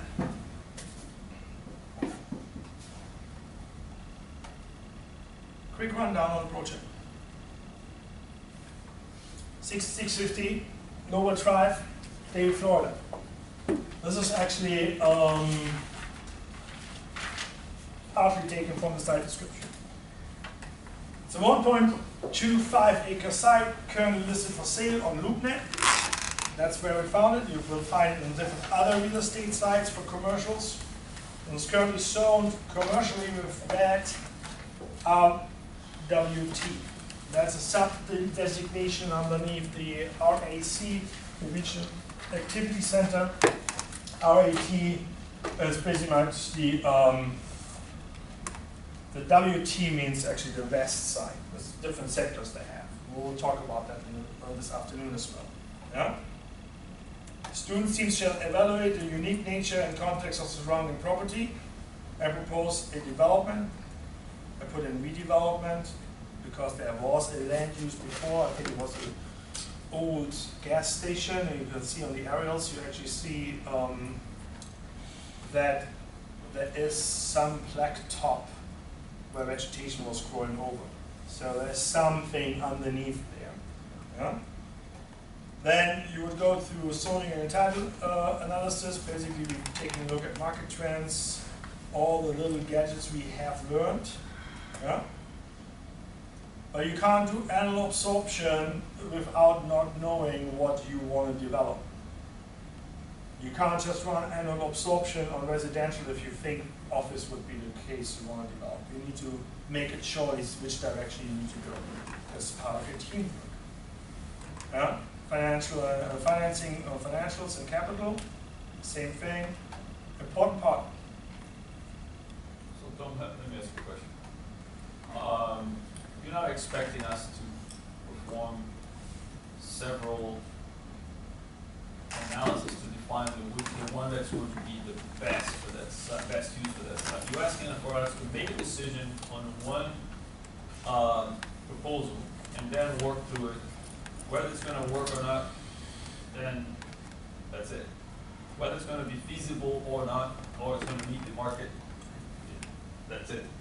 Or do you want us to? I would like or to. do you want us to look at, for example, mixed use to see if it's financially viable? Take a look. Work backwards. At the end of this class, your team will present a product and a solution that you would like to put forward for development. Right. So if you develop mixed use, you won't really want to develop mixed use, but your analysis says mixed use is not feasible, not permissible, that means not allowed, or your numbers are not completely adding up. Like, right. I'm not worried about a little bit wiggling with the numbers, but if you want to develop $50 million and you can't make it happen at all, I might have to ask you, this is not realistic. I understand that this is a classroom setup with a competition on top of that, and you have the professionals asking you as the judges these questions later. I want to keep it as realistic as possible. I understand. For example, let's say, for example, that we decide to do a multifamily, single, strictly multifamily, and then all of a sudden we're presenting to a group of the judges. Then all of a sudden somebody pops a question. Did you look at mixed use? Then the answer is simple. We had a discussion in the group and we decided not to do mixed use. We went with this product line. I want you to have a discussion about, hey, what are the permissible uses I can develop? And then some people, Terry Stiles was quoted by his son recently again, said, market analysis, my dad developed with his gut. If he didn't have a good feeling on it in his tummy, he didn't go for that. Versus, and that's how they did MSRED, versus brand new developments like 100 solars, they went through cycle and cycle and cycle of analytics to really drill down what's the type of potential tenant there. Yeah, and made that. I just want to be sure that we are prepared to address any questions that pop up from the audience with respect to our process to accomplish this. The question, caught by surprise with the question, did you consider mixed use, is a standard question you should be always aware of. If mixed use is permissible on this property, I will take a look at it. You will see on the size of the property, certain combinations of mixed uses might not work out. And this can be done on a napkin. Yeah, you don't have to spend 6 weeks on it. We had just for the benefit of you guys here, doing the airport project, I had I had a question asked. Have you done a financial cost-benefit analysis of this? And the answer for this was simple, no. Why? Because we were told we had a blank check. And that was asked by me right from the beginning, because the same judges were in class with us. So we asked them, are you telling us that we have a blank check, that we can do whatever we want with this money for this airport? They said yes. So there was no financial cost-benefit analysis requirement. So when we were asked that question, that was the answer. And that was basically, that shut them off. So you got to be prepared for some of those questions, because they'll throw some questions at you that if you're not prepared, you're caught with your pants down. Yeah, or you talk yourself out of it. You just did. Yeah. But again, give me a moment. This framework, that's the reason why this framework is so detailed. This framework gives you the idea that you need to do a financial analysis. And you cannot do a financial analysis just on a blank check. I understand that there's right now no limit on the cost of the product. It could be 50 million, it could be 10, it could be 5. It's a different project. The other one was different. The other one was a public, almost like a public. But again, would it make sense to drop $50 million on 1.25 acre? Probably not. And I'm making extreme numbers. Right. Yeah. But you might end up in realizing, oh, the building shell for a rough estimate on an L-shaped office is $2.5 million. All right, does this make sense? Maybe. The important part here, what is highlighted, is disregard the current listing price. Who's smart who looked it up already? Who checked the front? How much is it? 2.5. 249. $2.5 million. How much is the property next door? Next to it? It's not listed. Yeah? So, the reason... But they bought it initially for a lot. There is a property next door? Yeah, nice There's a one. property next to it. Lots of So trees. we'll get to that. The reason why I say disregard the price is Broward County Assessor's Office does the just value assessment right now Old trees. as about $500,000. Yeah, as an assessment. It's vacant. Yeah. I don't want you to just get distracted with a potential purchasing price of $2.5 million. I want you to consider to negotiate with the owner, with the selling party, and say, hey, there are different concepts we can do this. Yeah? And 2.5 is not going to rock it. Why don't we talk about X? Yeah? And that's the question you can ask the listing agent, the broker, who comes in 2 weeks. But you should have done your homework before that. That's just cosmetics in the discussion for your financials. Yeah.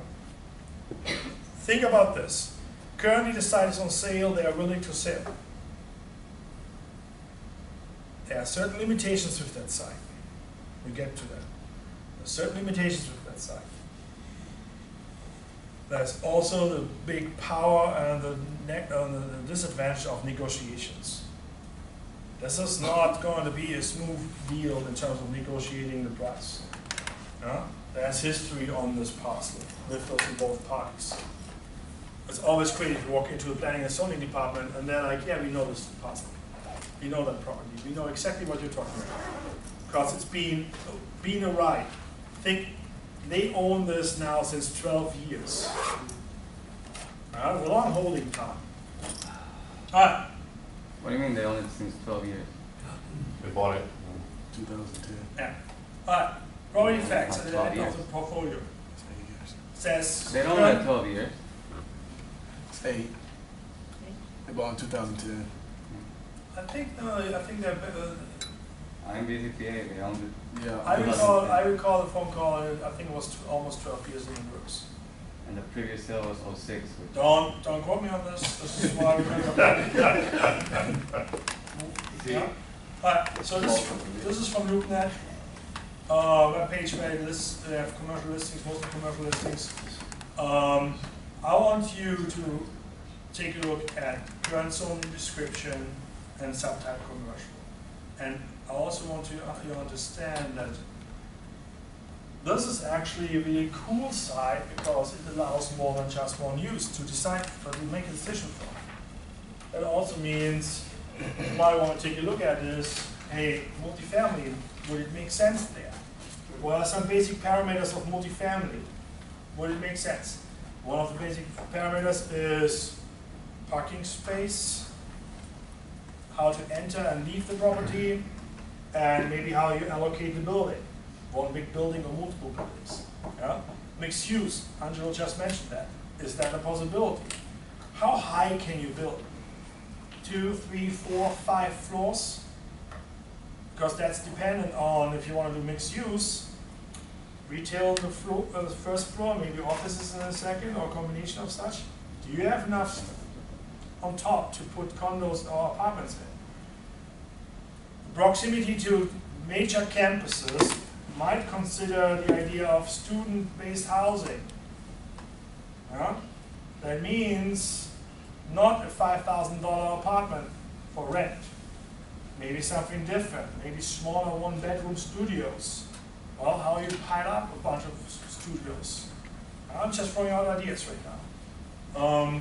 Medical could be something. I have few site plans of solutions they already approached.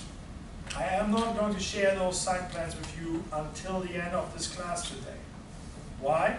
Because I don't want to give you a direction at this moment. I want you to literally sit down in your team and figure and start talking. Hey, any one of you guys have done retail before? Anyone who has done housing before, residential? There might be some flavor and favor in each of the different teams. Yeah? Woody, as an example, Woody has done his career with Habitat. You're doing residential. How many times did you do office buildings? Not so much. Yeah? I would not ask Woody, hey Woody, help me to design the office building. I would go with him and say, you're a solid rock when it comes to residential stuff. Yeah? So that's that. I have a question. Let me finish this because I'm running out of time. There are a lot of questions during this class. I raised my hand. Please let me finish. There's a rundown here about drive time, distances, etc. We can do this on our own. We know how to do this. I really like the idea that it's actually drive time, not just distance. And that's kind of the site. Wes is the agent, right? Not the owner? Wes Parker is the agent, right? listing agent. I'm not sure if it's the owner. The owner is 6650 LLC. I don't know who's partner of that LLC. Yeah, something. and he talked we, so I don't know if it's we as in ownership or representation. No. I have this actually as a PowerPoint because I want to give you the kickoff and then have the team selected, so you have a little bit of an idea what's going on. Raymond Parker. Alright. 6650 Nova Drive. This is the overview. It's beautiful. So this computer is actually widescreen. Okay. This is the site. But I like this overview because this is Nova. This is College Avenue. 84 is here and 595. Yeah. You have here Publix and some retailers. You have large apartment buildings here. Yeah. And then you have listings with FAU here. Broward College is probably the most perceived one you have as activities. UF with the egg. Usually there's a bunch of mini hills you can see. Everything else is like, I don't care, it's green. It's not really on your reception or perception when you drive down. There's also the Broward Fire Academy. New things you learn. Yeah. And interestingly here, the new hospital we have on the books that will occur here on that side is already listed in this. Yeah? And this is the site. And this is Nova Drive. You might not remember Nova Drive. You take College, turn left to avoid all the traffic here on University. You usually end up here and going this way. This is the Home Depot, and then you hit University. That helps to save 20 minutes on 5 o'clock. Huh? All right, so what else is on this site? Well, aerial photography. This is how you approach a project like this. Have you seen the site? Have you heard about this? Hey, I found the site, take a look at that. Where are we at? We're here, right in this corner. Yeah?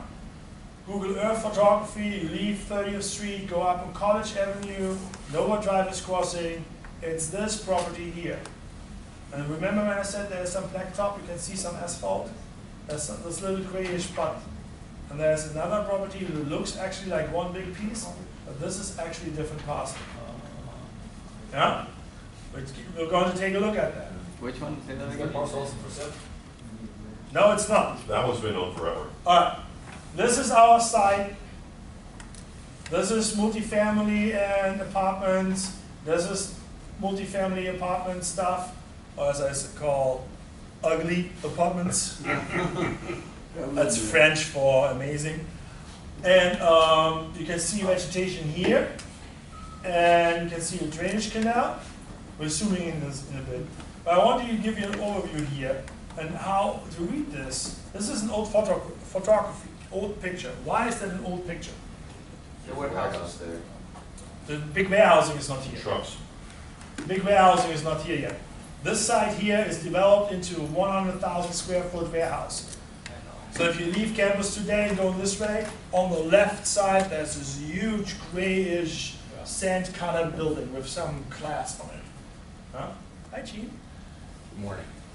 Morning. So again, this is the site. It's a high traffic road. We will take a look at traffic counts. We got the traffic counts. Yeah, all GS people are like, yay.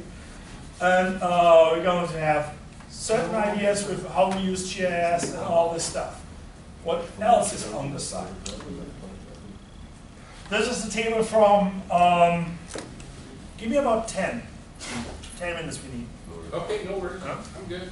This is a table taken from LoopNet, and also from the write-up, some information, parcel ID number. This is the proposed uses or potential uses you could use here. Yeah.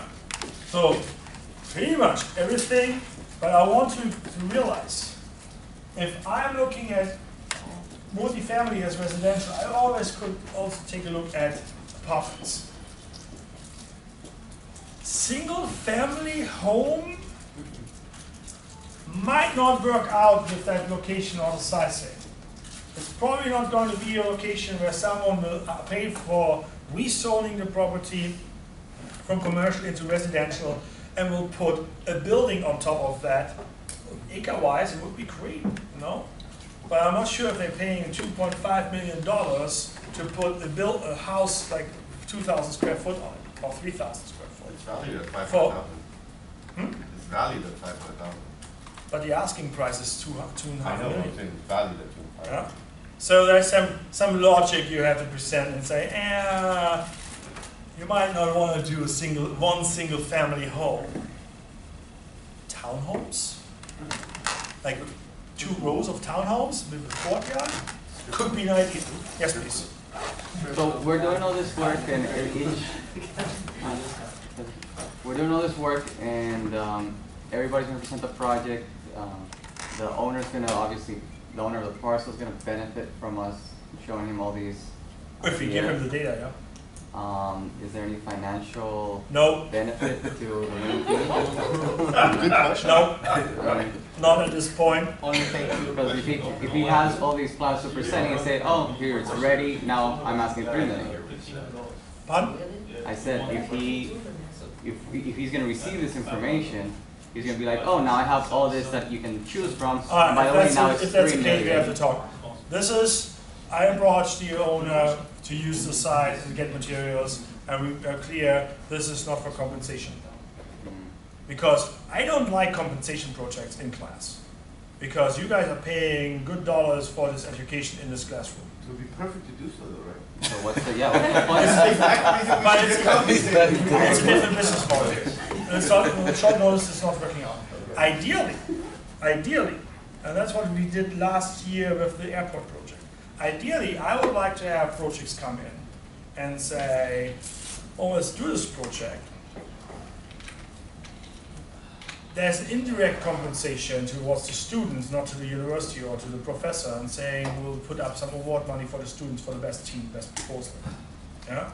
And still that, you're rolling your eyes, still that is questionable. Yeah. I had professors in my career, I had professors as a student, me as a student, coming in, having 4 or 5 doctoral students writing a project, and $35,000 later they're going to put this in front of the county. I'm not that guy. Yeah, I understand I'm using this real world example for an in-class exercise.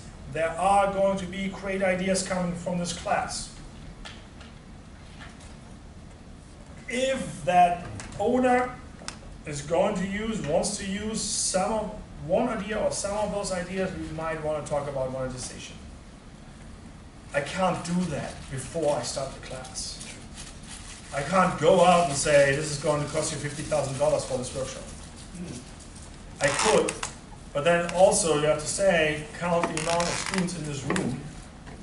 And there's not yet a business model where I say, I can roll back that money towards your student as a labor. I don't sign an NDA. He doesn't use our project, no problem. But if he uses it, he gets the idea We will from talk us, about whoever it. uses We will talk about it. Good point. Honestly. Good point, but you also have to understand that if you do consulting, you put a lot of thoughts and a lot of ideas out to your clients to get your clients in. Yeah. A lot of time is spent on non-billable hours. If you think about this, 2,000 billable hours are somewhat in your system per year. That's a rough estimate. I mean, rule of thumb is 50% are consulting to get the jobs in. Yeah? I've done consulting. I spent hours and hours in meets and write-ups didn't get the bid. You spent 20, 30 hours to write a proposal, don't get the bid for some reason, because maybe the proposed time frame is not fast enough for the client, and vice versa. So they have the proposal. If you don't have the legal work done right, they might actually say, hey, Würzer had this idea in his proposal, you guys can implement that? There's always a dark side on this. For the educational purpose, I think the cleanest version to be is to be honest and say, I am not seeking compensation for this class project. Otherwise, I'm getting shorter and shorter with the list of potential clients for class projects, and I might have to default back to a standard textbook case study, and you're like, Jesus, that's really boring. Okay, no, I get that. Right? You're not asking them to pay for us to do all the work, but if they decide to choose one of the group's work, then that's a different thing, right? Is that what you're saying? If and when we will talk about that. And I'm more than happy to say... No, I just want to make it clear so I know or I don't know. I'm more than happy to make that connection and say, you know what? There are 4 or 5 folks came up with this idea, and you really like this. You're actually going forward, which is pretty much 101 what they presented. You should consider some compensation for that. But probably not legally binding, unless I have to do some writing. But all this right now is volunteer to give this great class as an alumni. Alumni giving this material to us as a learning experience. And not, hey, develop all this for me for free. This is not the intention. This is an alumni that I called up and said, we would like to use your site in a class. And can you come to class? I think it's legit to tease a little bit the button once you develop an idea and say, hey, would you be interested to actually pull that up? And hire you as a consultant. But don't get me sidetracked too much. I'm on a schedule. Sales note from LoopNet, as noted in the write-up, it has a special type of zoning that allows for more dense development and allows for specific sidelines and rules. Think roughly as an overlay on this, which gives you some freedom to do more damage and fun. Yeah? Also, the interesting thing here is will sell, build to suit, consider land lease. So there are certain options in the financing and in the partnerships. Partnerships, land development, organization of the real estate deals. Chapters 1, 2, and 3 in the book from last week for the Development 1 class. Yeah? So there could be some potential to say, hey, you know what, Chris, there could be some potential to say, hey, build to suit. We're making this proposal, we want to be part of this. We are the pioneers with that idea. And follow up. Huh? Alright, who knows? Can I answer one question? It's another project, I don't know if you're going to touch on it. As far as determining who the winner is, what is the criteria you're looking for?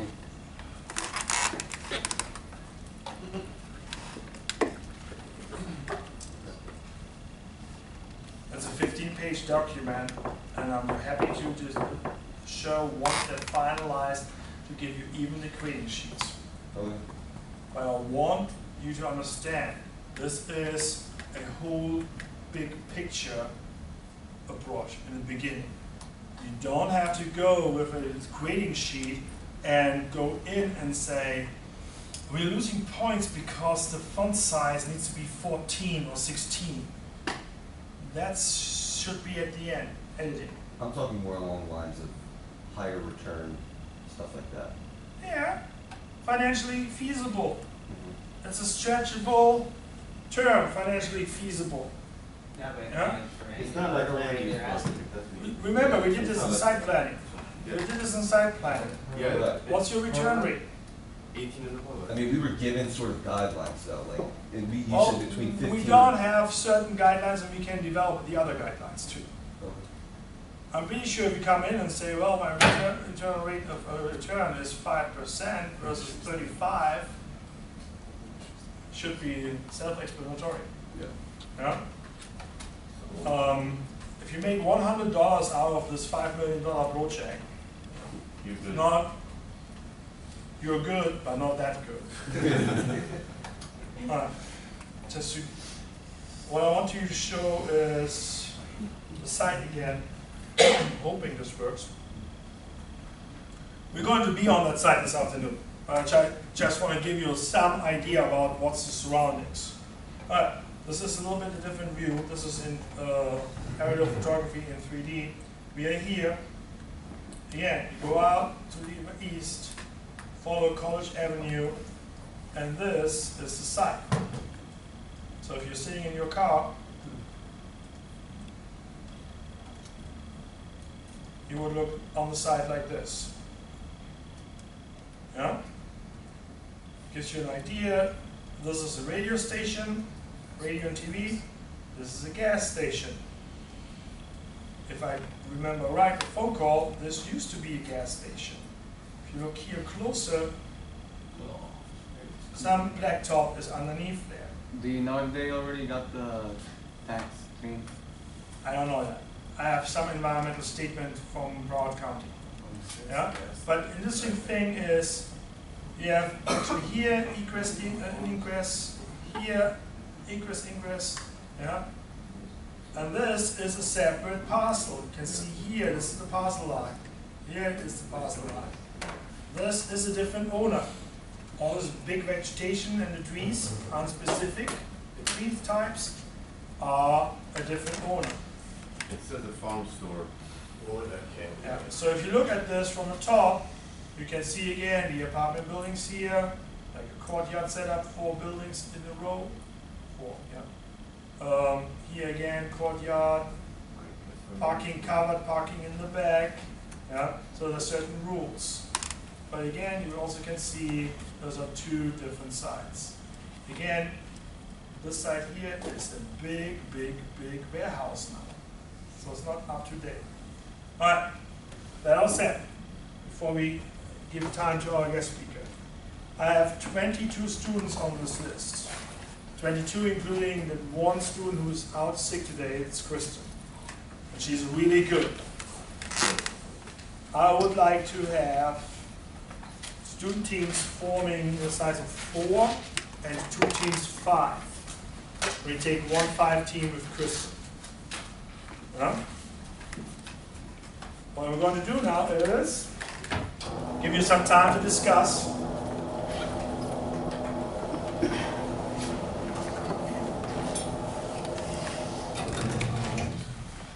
That egress in the back looks like everybody's just looking at it.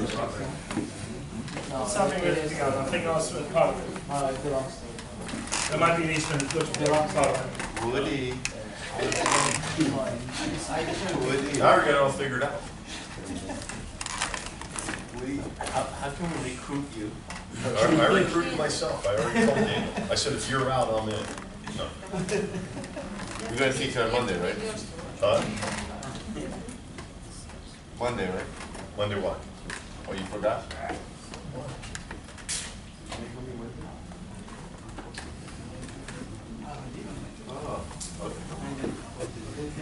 Oh, the project you had. I thought you wanted, yes. I want you guys to mingle. I want you guys to discuss. This is hard for you because you're very first time here. Let's make this. You are going to shadow Chris and communicate with fellow students how you can be a part of the team. Your team? I don't have one. Oh, you know all these guys? Yeah. All right. Hey, you guys don't have those already? Who doesn't have a team? Who looks for a team of this team? Right. It's your decision. That's right. We can do that for you, right? Yeah.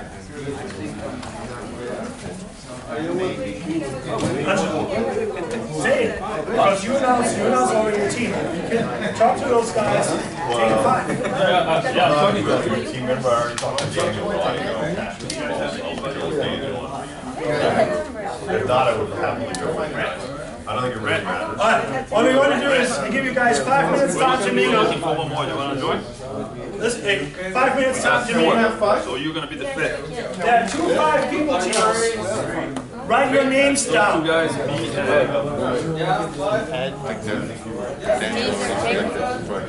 What's that? Daniel already organized. Like, I came in late to this. Yeah, but why would you think aren't you in the That's the way to see it. Yeah, right. Yeah, that's fine. That's fine. The thing is I never had an experience with teams. No, I've never had an experience with a team. Write it down. Write it down. Yeah.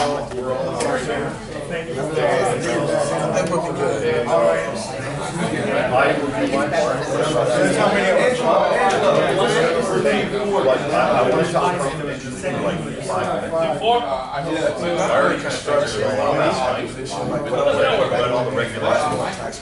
So I just want to like really make certain is the way that the future becomes Yeah. more democratic. And that's exactly what I was thinking too, maybe pushing that location. Come on, let's go.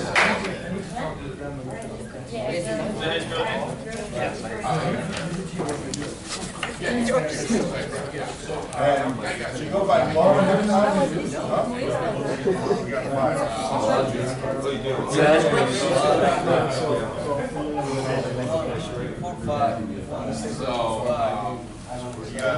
Don't forget, there's Kristen as well.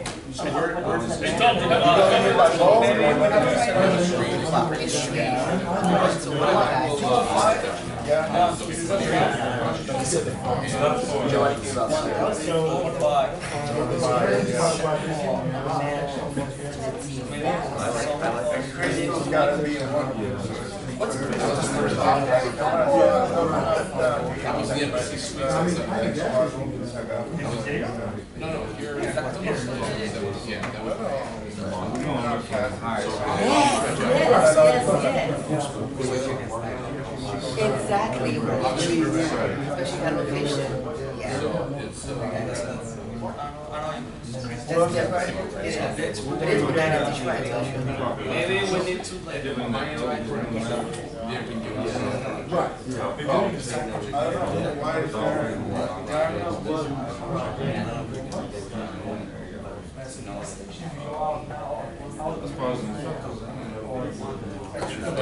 feasibility study. I'm trying to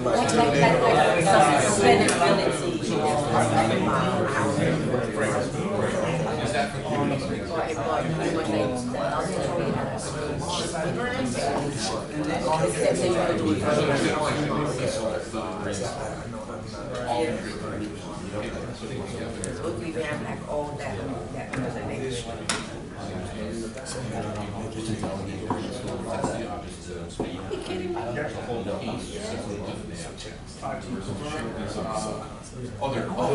There's 5 teams doing it. Oh, that's right. So it's an MS. 4 teams of 5. No, they are. We have 4 teams of 5. That's what I'm saying. Gotta reach the lights. No. This is 4. That's 5. Oh. Alright guys, mathematics, stop working out. They started that at each one, so that's but you have to also make sure that well, you will have that done inside of the building. A zone system that protects the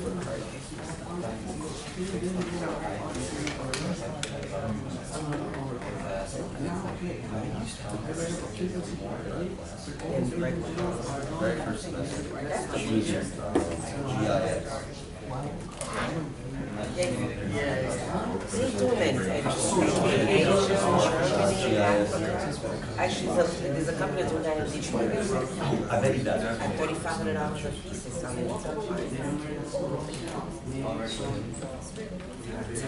That's what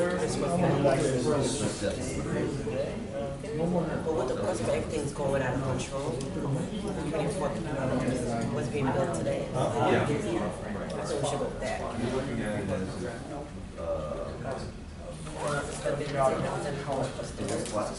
That's a living in the backdrop of the drop of Florida.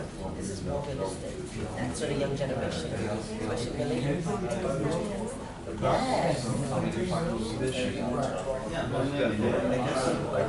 That we get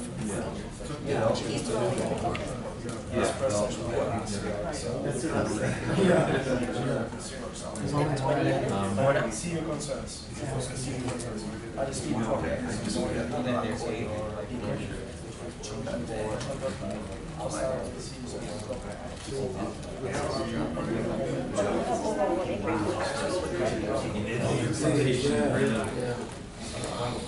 We gotta get our email.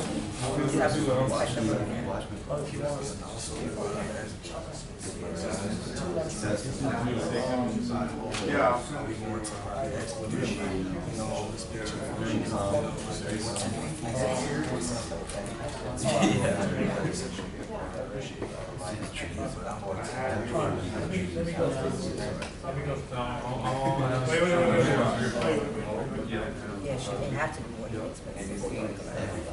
All right, guys, we have a small little problem. 5 people. There are too many 5 people teams. Yeah? I wrote down in green the numbers next to it, and you completely disregarded that rule. All right. I need to cut those teams. Flat our ground. Who's? I think it's supposed to say Kristen. Yeah, I have Kristen already on. You guys are doing Kristen here, don't you? Oh, I don't know. You're doing Kristen here. Crystal or Kristen? What? Yeah. I don't have a Crystal in this class, don't I? Who's Kristen? I have a Kristen. Ah.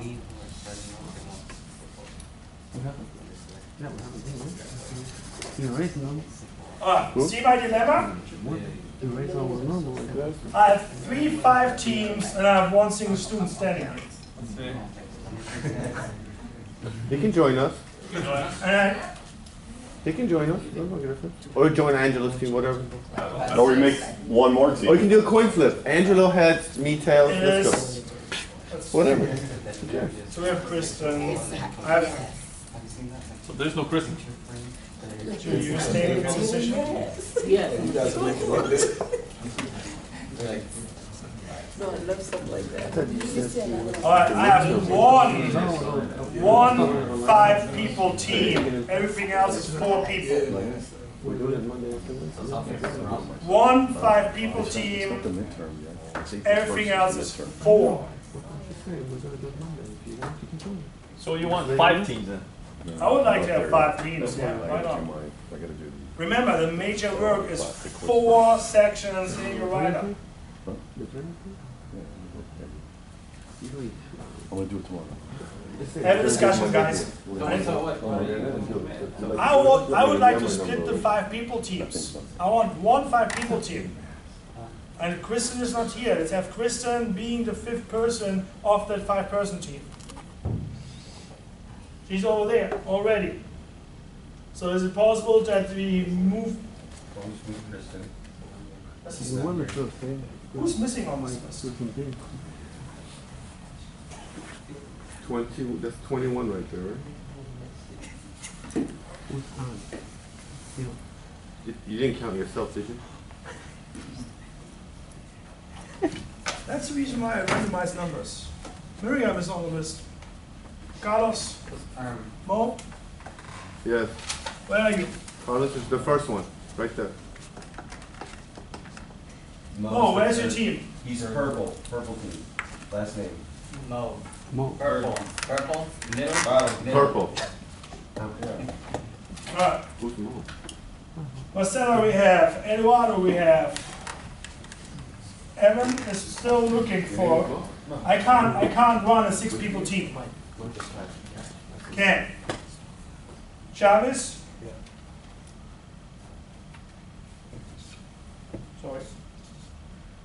Woody? Yes, sir. Robert? Yep. Daphne? Yeah. You have a team? Yes. Am I counting this wrong?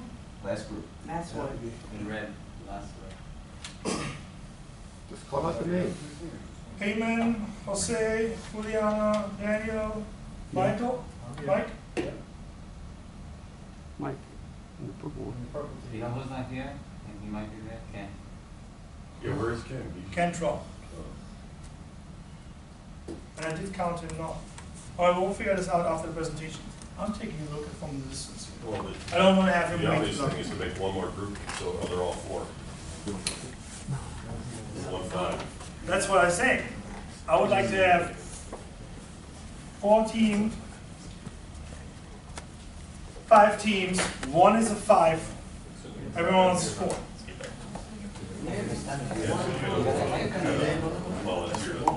I already shared my idea now. Well, they won't be done.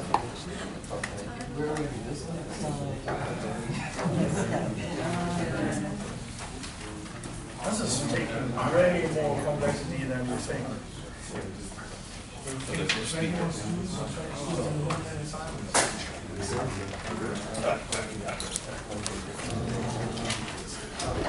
Thank you.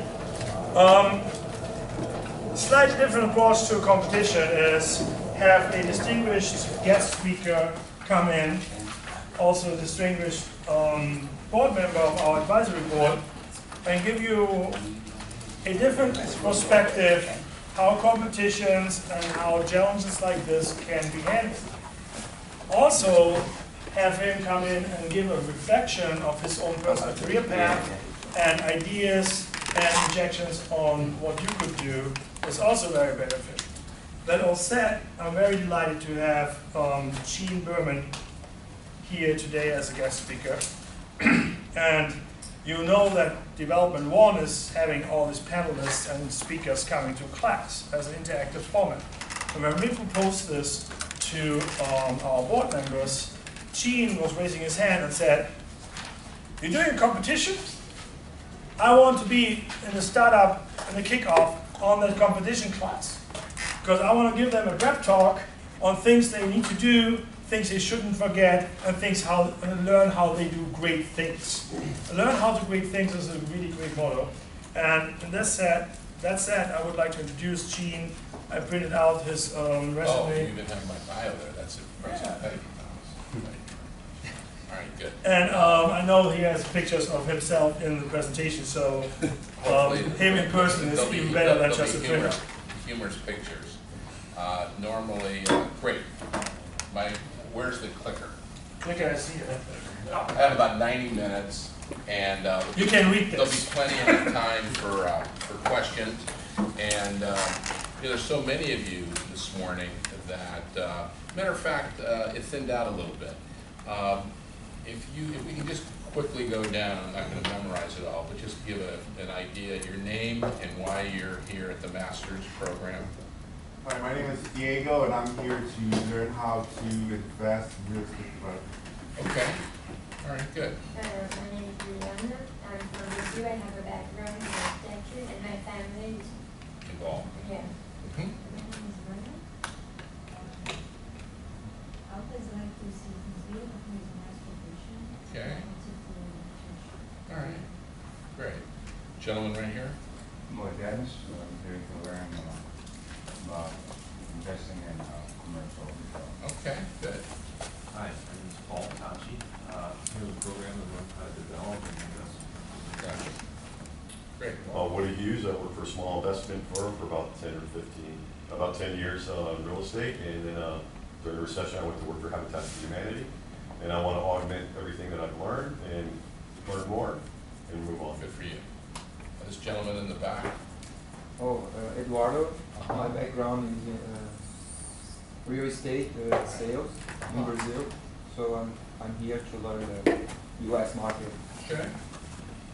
My name is Michael Randon. I have a background in construction management, and I also do real estate sales as well. Just want to learn more about the development side of it. Gotcha. Thank you. My name is Evan Eckstein. I have a background in acquisitions and analyst, and I want to learn more about real estate development. Good. My name is Jarvis Funderburg.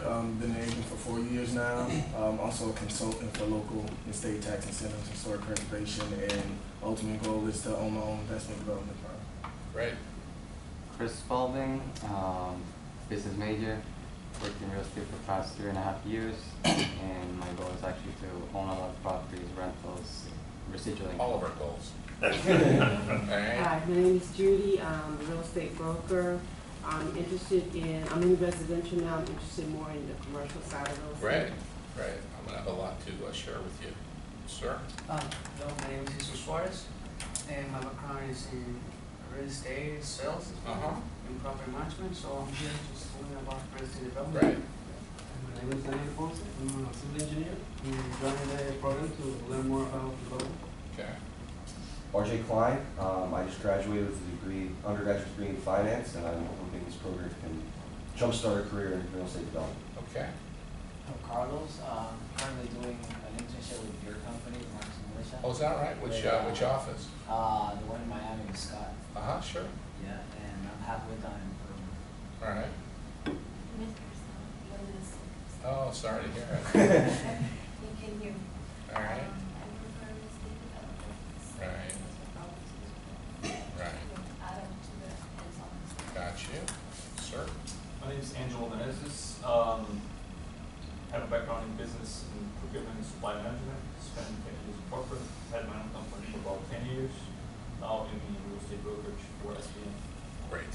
Well, you're going to learn a little bit about me. And what's interesting is that it sounds like, if not the majority of you, certainly several of you have a background in sales and commercial real estate. And that's really my forte. And I've spent my whole adult career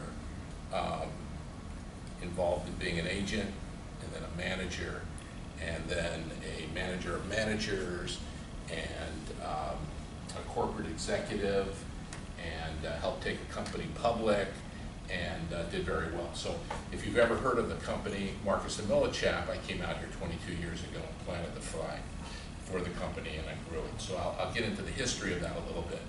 And so, and I've been honored. The deceased Terry Stiles was a friend of mine, helped me guide me into this program, along with Tony Trejea and some others that I want to thank. Certainly I want to thank Professor Tom for bringing me on board. And so I'm not a developer, I'm a broker. And I am when I went to law school back in the day, and when I got into sales, I thought of myself as a consultant, and now you hear about consultative sales. This is a long time ago. And so I never thought of myself as a salesman, but I became a salesman. And in turn, I became a trainer of salespeople. And after I became a trainer of salespeople, I became a trainer of managers. So there's no one that has trained more managers, more salespeople for Marcus and Militia than I did. So to give you a quick, I hope I do this. Let's see if this works. Right. So I began my career in 1982 after having finished law school. Didn't like law school at all. And a very good friend of mine from law school is my personal attorney. But attorneys have to, recreate the past to move forward, depending on what area of the law that you're in. And what's really pleasing about real estate is you get to see something built and you get to live in the future, especially in development. Sales is a little more difficult. I pioneered the expansion along the East Coast with the opening of the Fort Lauderdale office in 1996. So what occurred, Marcus and Militia, there is a George Marcus, there is a Bill Militia. It was a privately held company, California-based. They paid a 7-figure fee back in the day with the McKinsey company out of New York. It's a highfalutin consulting group as to how to grow the company, how to make it a national company. Now, there's not a lot of other companies are trying to follow the Marcus and Militia model. And what they found was the private party brokerage business at the time was a $125 billion a year business, and no one had market share. And the institutional business at the time was a $150 million a year business. And what makes M&M unique compared to the CBREs or the Cushman Wakefields, we grew out of the private party business and grew our skills into the institutional business. The other major companies started in the institutional realm with multi-services and traded on those, and now they're trying to figure out the private party business. And the reason that is that the margins of the private party business are more. So if you're looking to expand your own knowledge base regarding building yourself a portfolio, there's a lot that goes into it. But I came out here, that's me in the Embassy Suites Hotel, several pounds lighter, and that was the first office of the company. Okay? That's right there on 17th Street. And I sent that to George and Bill with a big thank you note, affording me the opportunity. So I was the second person that landed on the East Coast. And then along the way, in 5 years from a hotel room, within 5 years we became a top 10 office. Within 7 years we became a top 5 office. And within 9 years we became the #1 office of the company. And in 2005 they honored me by making me a managing director and partner of the company. And then what transpired in my growth was not only did I take on the responsibility of Miami, but then I took on the responsibility of Northern Florida. In 2008, I took on the responsibility of the offices in Texas. In 2010, at the time, the president retired. There was 4 of us that interviewed for the presidency. 2 fellows retired. 1 fellow became the president. I ended up becoming the executive VP, and I ended up taking over the Northeast, the Mid-Atlantic, and oversaw the Southeast.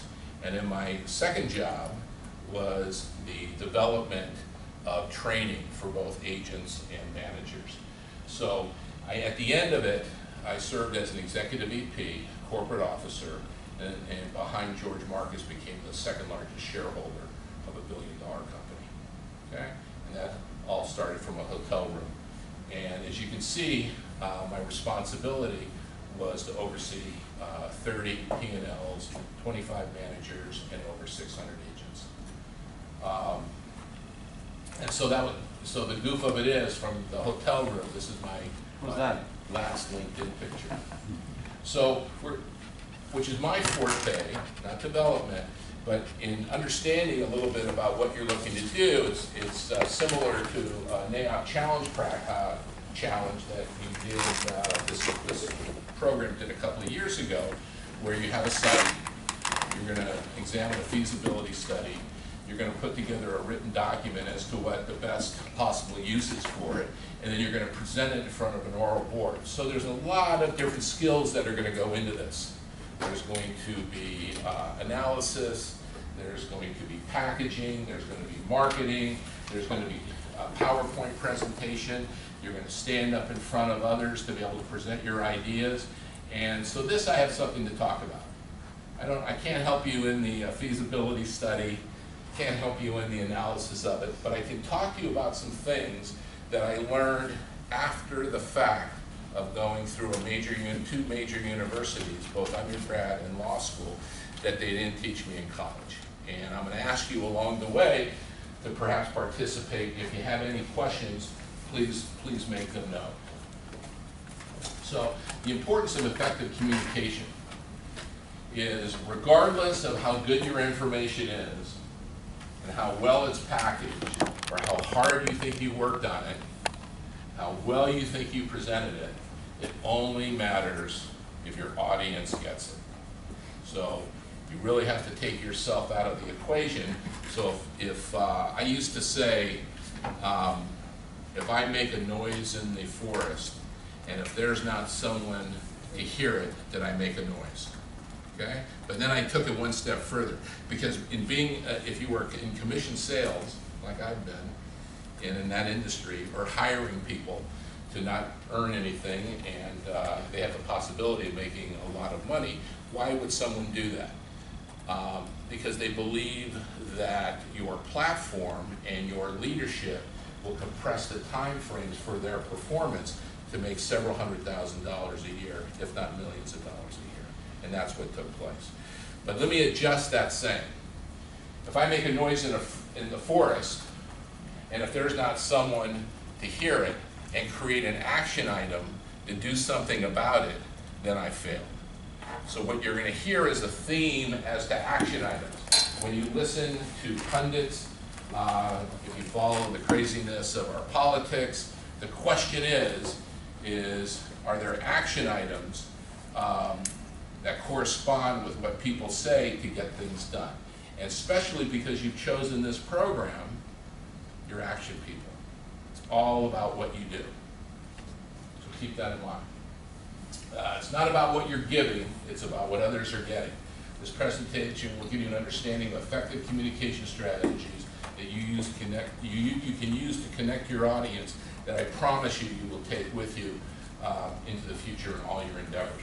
Because once you have these models down, it's like that line in Top Gun, you won't leave your wingman. Okay? You just stay the course, you'll do very well. Okay, what will be covered? Okay? This is a little abstract, but I'm going to challenge all of you to choose today who do you want to be. Okay? I'm going to give you a kind of a fun outline as to who do you want to be in life. And this can be in your professional life, it can be in your personal life, spiritual life, and how do you want to go about it? I came from very modest means, and you can see the first office was out of a hotel room.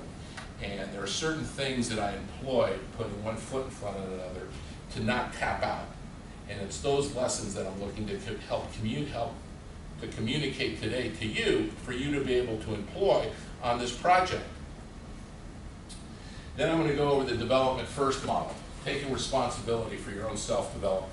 So even though you're in a class today, and especially you're at a master's level, when I burned my ships moving out from California, I didn't burn my bridges.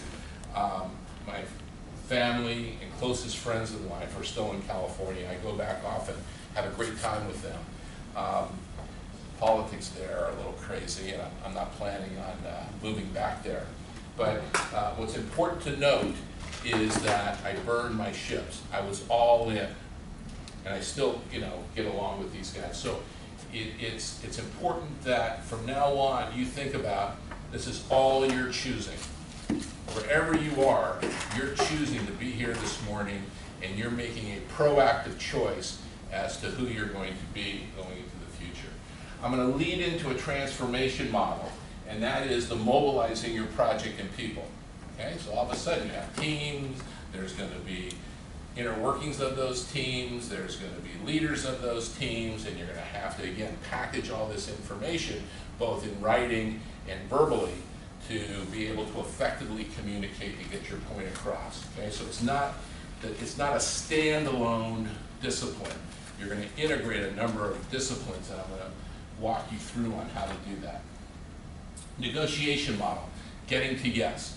What I noticed about helping the group a couple of years ago was great enthusiasm, very, very talented, and what was unnerving was Nova was clearly the best in their oral presentations.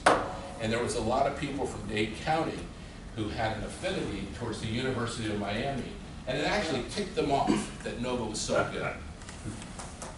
And so what happens is, this getting to yes model, it's out of the Harvard Press, it's a very thin book. You separate the people from the project, and you can take the emotion out of getting to a resolved solution. So if you are part of the team that's standing there fielding the fire of a challenging board, you have to have your wits about you, and this model will help you, for those that are doing that, this model will help you, take you through that. Power presentations, grounding your material with your offense. So, why is this important? So it's important that at the beginning, we're going to figure out what type of champion you want to be. And in this particular setting, We're going to talk about how you take your own you take control of your own development. We're going to talk about mobilizing, and then keeping the emotion out of it and negotiating to a satisfactory result. And then along the way, I'm going to give you a model on to present presentations. All right. Any questions so far? All right. And then I got some business techniques. I think they're 5, very simple, that you'll keep in mind on a go-forward basis to stay out of harm's way. Because again, from my own experience, listen, I adore George Marcus. I take a bullet for him. He had integrity. Some people have a career, you know. I was an agent with the company for over 10 years. I was in management for over 20. There's one thing about making a living. There's another thing by having something after the fact. There's not a lot of people that have something after the fact, but George had integrity, and so it paid off. This business is a rough and tumble business. Okay? It's highly competitive, and at any time, if someone thinks that they can get something less expensive or have someone else do it better, they're going to switch horses. So it turns out, you know, it's not a 100-yard dash. It's a marathon. All you have to do is finish, but I would assert that you do it with integrity. So some of these best business practices will be true for you. Okay? Now, before any great accomplishment, one must stand foolish in front of the crowd. Now, I haven't done this for the last year and a half. I had a consulting gig with Untitled Chapter, and now I'm pretty much retired, and you know, I'm investing in deals, and I'm doing volunteer work, I'm doing some charity work. I'm very proud that I raised the most amount of money for the Leukemia Lymphoma Society this past year, and well, thanks, Thomas. So I just say that in that I have my own figuring out what I'm going to do in the second half of my career. Okay, so we'll share on this together, but this foolish idea, you'll see what I'm looking at. So here's the 7 levels of being. Okay, you go from wimp to master. All right, so especially some of you that have participated in athletics will understand this. So at the bottom you have wimp. Okay, makes no demands on themselves or others, and just exist. And what's worse than that is the victim. There's someone close to me in California that when I speak to, they're always a victim. And there's no silver lining, there's no positive attitude in anything that they do. It kind of sucks the life out of the equation. But they complain about others and the workload, and everything is wrong. Okay, it's not very pleasant, as opposed to taking responsibility for wherever you are, okay? Or being jealous of others that have been afforded something that perhaps you haven't, okay? And then you got the bozo who fails to prepare appropriately and then tries to wing it. And sometimes they do well, but most of the times they haven't built the building blocks to sustain excellence. And what we're talking about today is, and what my affinity is for NOVA, is all of you have chosen later in life to get a master's degree, use that information to better your circumstances. Okay, this isn't a bunch of,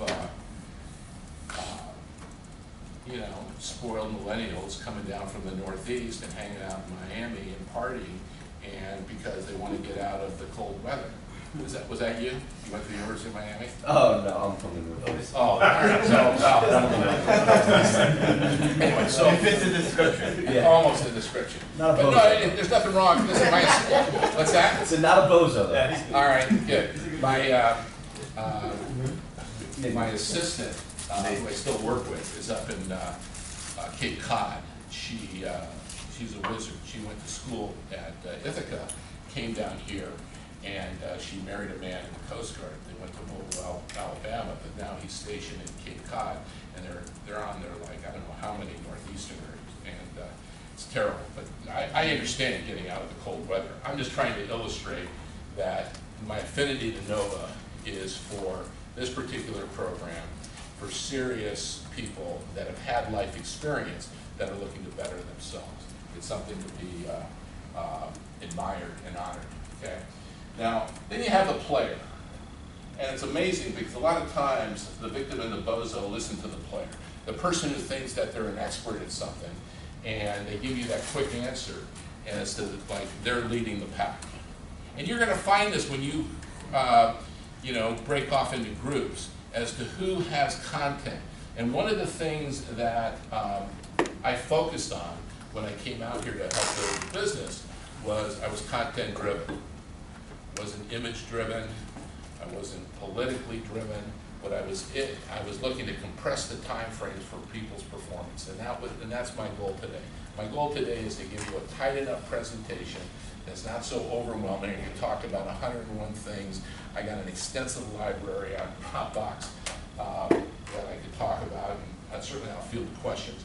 But this is, again, feasibility study. How are you going to put it together, and how are you going to communicate to win this challenge? Okay? Then you got the fool. The fool, it's not easy to be the fool. Now, for instance, I graduated from USC in Southern California. That's right. And I was a junior college transfer student, went to USC, had a chance to study overseas. It was kind of a fluke. My whole life has been serendipitous. But, some people feel literate coming out of, they can read, write, and speak critically and clearly. I didn't really get that until I got out of law school. Okay? So I got less than 15 words that you should think about. And I've told this to young people. If you can speak, first of all, if you can research, use,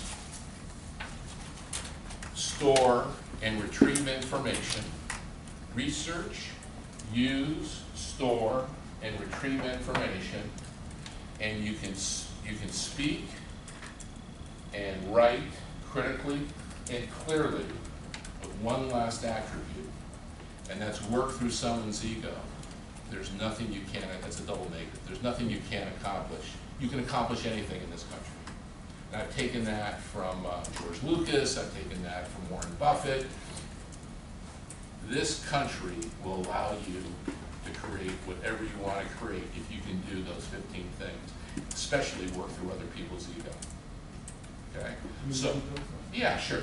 If you can research, use, store, and retrieve information.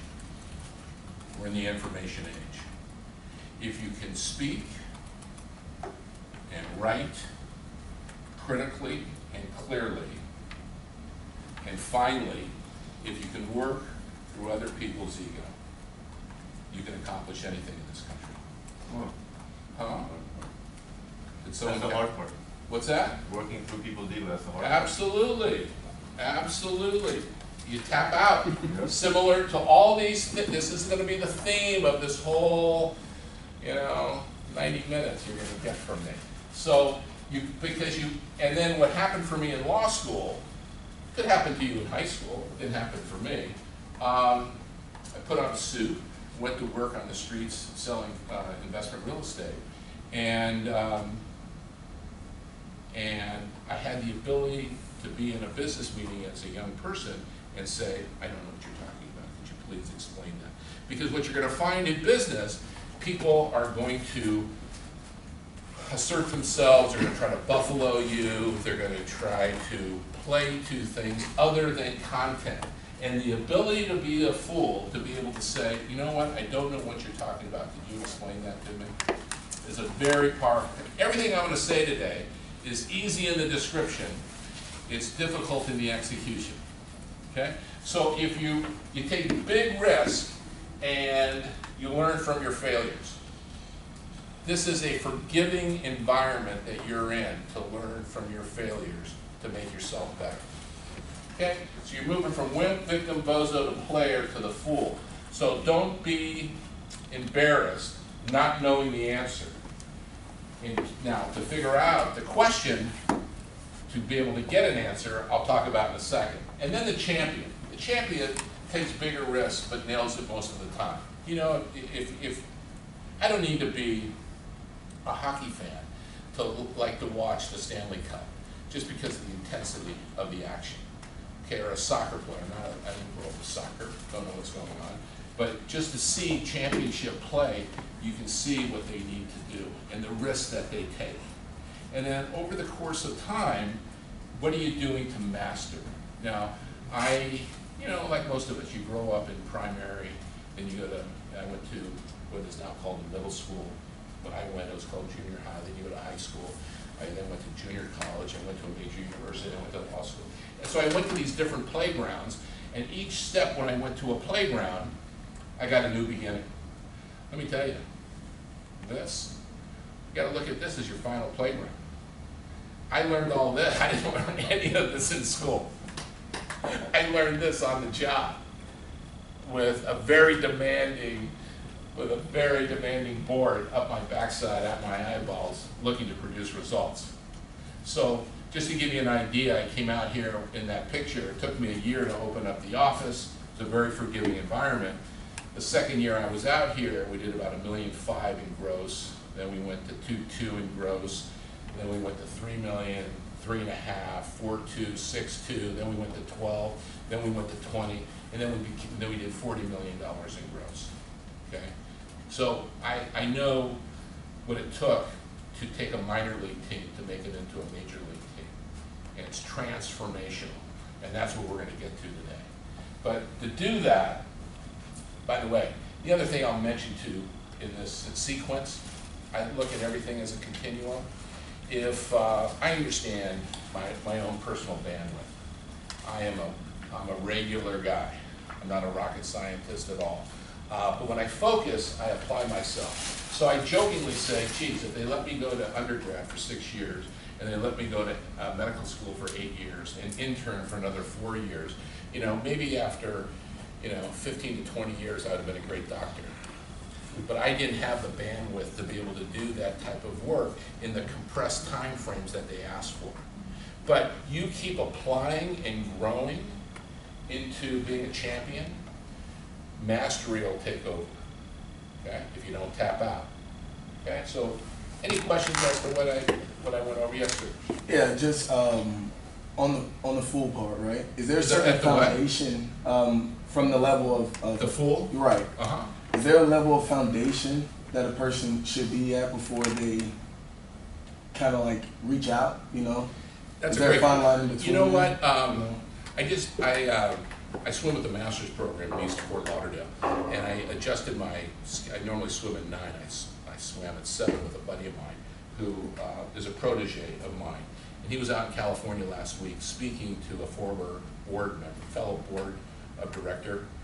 And my reputation was that I always spoke my mind, and I always said things that everybody else was thinking.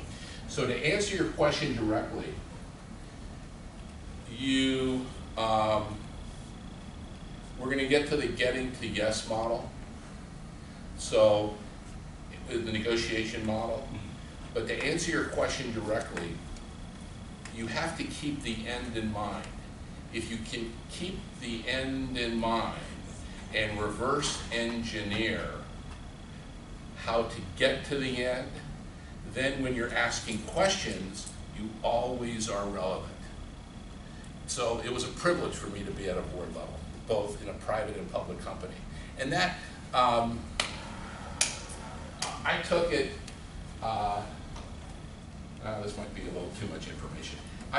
In Los Angeles, I used to be a Taekwondo instructor, all right?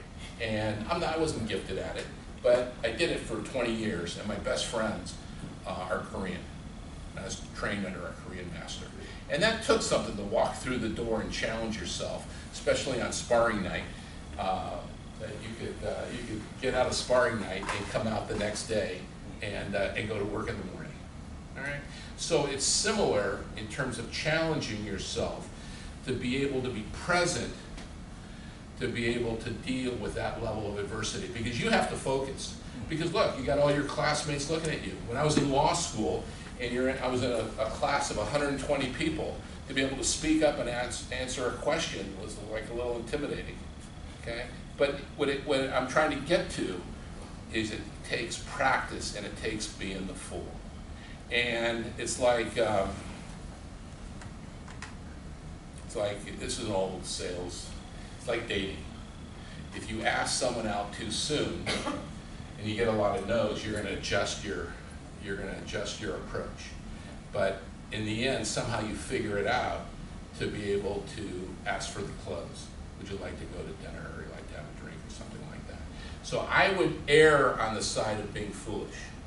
But at the same time, when we get into the getting to the yes model, if you know the end, what is it that I'm looking to eventually want to get? And if I can fill it in the blanks, then there's nothing that will stop you. Does that come close to answering your question? Yes, it does.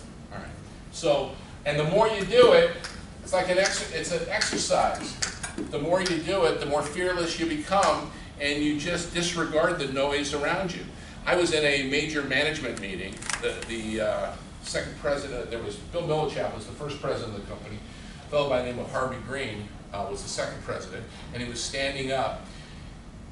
And it was a very competitive environment. And in the sea of managers, I asked, you know, Harv, when you go to an office, can you tell us how you go, what are the reports you use to audit an office? Now, a buddy of mine sitting here and another buddy of mine sitting there, and one of the buddies from Chicago says, you know, what are you doing? You know what he's going to say. And the fellow in the middle said, he didn't ask that for himself. He asked it for everybody sitting in the audience. So you want to grow into being a leader when you can get ahead of the person presenting the information, you'll be very successful. Okay? And the other thing that I'm going to say, depending on your business experience, that I notice that people come out of college, normally it's lecture, listener, listener, lecture. When you're in a business situation, it's more interactive. And so you're going to have to compress the time frames to really listen in the moment, because there's a lot of people that are very bright that come out of a lecture environment that don't know how to respond in a conversational tone. And so what happens, you kind of freeze up. And I noticed that in training salespeople, that only through time and experience did they compress their own time frames to be able to be conversational in a business setting. Because this is unusual. And although I'm going to take another half hour or 40 minutes, you know, you guys are familiar with the Khan Academy? You ever heard of the Khan Academy? It was on 60 Minutes. This guy is the #1 educator in the world. But he is free classes? Pardon me? The free classes? I'm sorry? The free classes? They're not only free, but the other attribute of the Khan Academy, he breaks everything down into less than 15, 20 minutes. They're like 10 lectures. Okay, and he's gone all over the world with it. So in light of the circumstances that we're in, we all have attention spans like fleas. So I'm just saying, keep in mind this notion of lecture student. It's not, I'm going to try to make this as interactive as possible. But I'll get to it in a moment. But when you can keep the end in mind, be the fool, ask the question, get out there, get ahead of it, right? Then you start nailing it. Instead of, so the fool might nail it 4 to 6 times. The champion's nailing it, 8 out of 10 times, and the master's nailing it all the time. Okay? So in anything that you do, you need to choose who you're going to be. We're not playing at this anymore. There's not another playground. What do you want for yourself? That's really where it comes down to. But are you saying you can only be one of them, or you have to be? No, you know what? You're gonna in different situations. That's a great question. In different things in your, in light of my career being on, my one career being over, I got to move through this again. Yes. Okay, so my charity work, my volunteer work, my own investments. I spent the last year, I'm a real estate guy. My friends who did extremely well in California, who bought apartment buildings for $30,000 a unit, now they're worth $300,000 a unit, they don't know about stocks. The last year and a half I had to figure out, the stock market. Even the last week I had to figure out. So, but anyway, so this is, identify for yourself. If anything that I'm talking about today, it's taking control of your own self-development. Now, in another lecture, if this were to come to pass, a career in management is accomplishing your goals through the leadership of others. That's a whole nother topic, but that's not what I'm talking about now. Now I'm talking about you individually, how to get to the finish, you know, to what you think is your own finish line. Now, development first is a very simple model. Peterson and Hicks are the authors of this, okay? It's 142 pages, 10-point type. I'd highly encourage you to take this down and buy this book for yourself, okay? This was instrumental in me helping to grow, because there were times of disappointment where I'm like, what did I do? I gave up my brokerage practice in LA. I'm sitting here, I'm trying to execute a paradigm shift as to how to grow a brokerage operation. Very difficult. But you said, like Cortez, you burned your ships to motivate your team and yourself. That's correct. Because when he landed in Mexico, he burned the ships to motivate his shipmates or his team to say, conquer or die, which is very bad motivation, but that's where the burn the ships comes from. Right, that's true, and you had to persevere. So, my career, there's people that I know that have had just total upwards ascension. That's not my life. So, the idea behind this is learning is ongoing, acquiring new site capabilities, which may be applied to what it is that you're doing. Development, making changes that improve performance and advance your personal objectives. Okay? You know, I'm looking to be as challenging and as I can in light of your circumstances. The Development First Frameworks helps you proactively drive your development and a cycle of continuous learning. Okay? All about you. So the way it looks is as follows. It's F-I-R-S-T. F is the focus. Focus on priorities. Identify your critical issues and development objectives. So now we're going to put some, I'm sorry, your name again? Jarvis. Jerry? No, Jarvis. Jarvis. Yeah. We're going to put some color and context to this notion of how do you be the fool, okay? So you need to identify your own issues and goals. So whether you're starting out of a hotel room, whether you're starting out of this classroom, whether you want to be an investor, whether you want to be a developer, what are your own issues and goals? Implement, F-I, implement something new every day. How do you stretch and get out of your comfort zone? This is difficult stuff, okay? If you're athletic, how do you better your well-being? You know, you're in your classroom. What are you doing to stretch out of your comfort zone? It was easy for me because I was in a hotel room and I was charged with opening an office.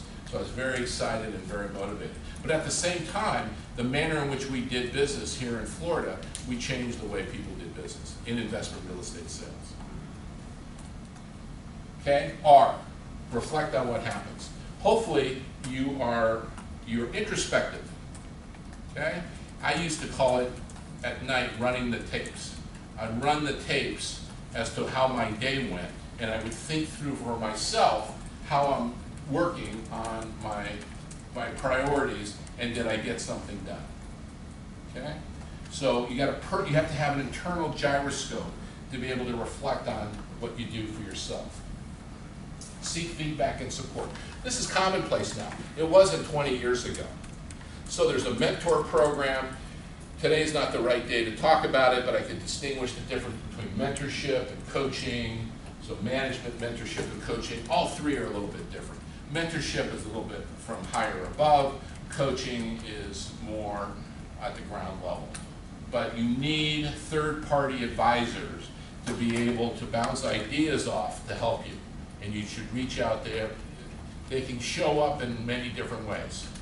Okay?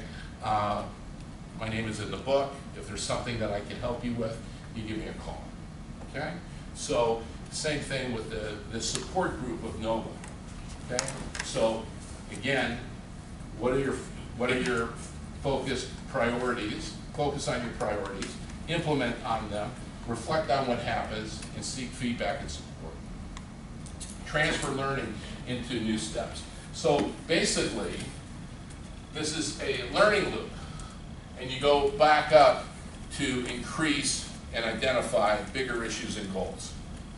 And so part of this, thinking about, again, whether you want to be the champion and master the information, and what did I say earlier? If you can research, use, store, and retrieve information, and if you can read, write, and speak critically and clearly, and if you can work through other people's egos, if you want to be a 3, 5, 10, 15, 20, 50, $100 million individual, if that's what motivates you, you can do it in this country. Okay? You can do it in this country if you work through other people's egos. Okay? So, but you got to be able to transfer that, and again, it's a marathon, it's not a 100-yard dash. Okay? Now, the next, yes ma'am. How do you prioritize your priorities? Like, there is so many things to do sometimes with a You know, I wasn't going to, I will give you a quick, how do you raise this? How do you Raise? No, erase it. Button on the top left, just erase it at the top bar.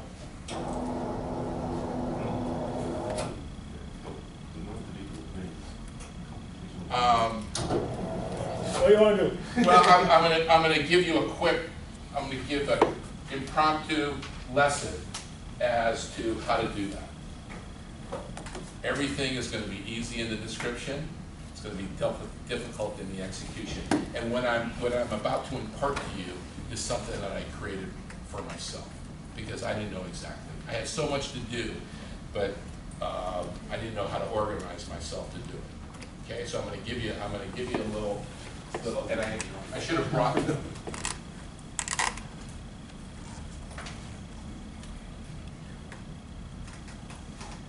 So for me, I would take a manila folder. I'm not that technologically savvy.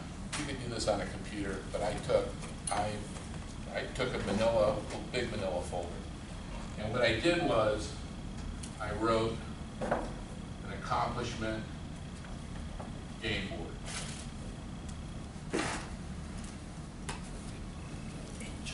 Okay? Accomplishment game board. Now here, this was personal. This was professional. This was personal. This was professional. This was personal. This was professional. This was actual. This was 0 to 12 months. This was 13 to 36 months. And I did this for years. And what I would do, this is not easy, but all of you, again, if you want to be a champion, I would enlist someone to help you do this, whether you're married or your family or a best friend or some sort of Dutch uncle that knows what you've accomplished. Even not in the real estate business, I would list all your personal accomplishments you're older, for the last 5 years. All your personal accomplishments. And then I would list all your business accomplishments in the last 5 years. And I would stare at it and I'd get very granular. If you know how to work Word, PowerPoint, the Microsoft Office suite, that's an accomplishment, isn't it? You graduated, high school, junior college, college, that's an accomplishment. By the way, people say, oh, I read that book. Or I did. Now, because of my passion and dedication to what it is that I was doing, and knowing that this was the last playground that I was on, I not only read the book, I could give lectures on the book. So, and there's certain things in my industry that when I had consultants come in from a certain publication, I would examine them. I knew their information as well as they did.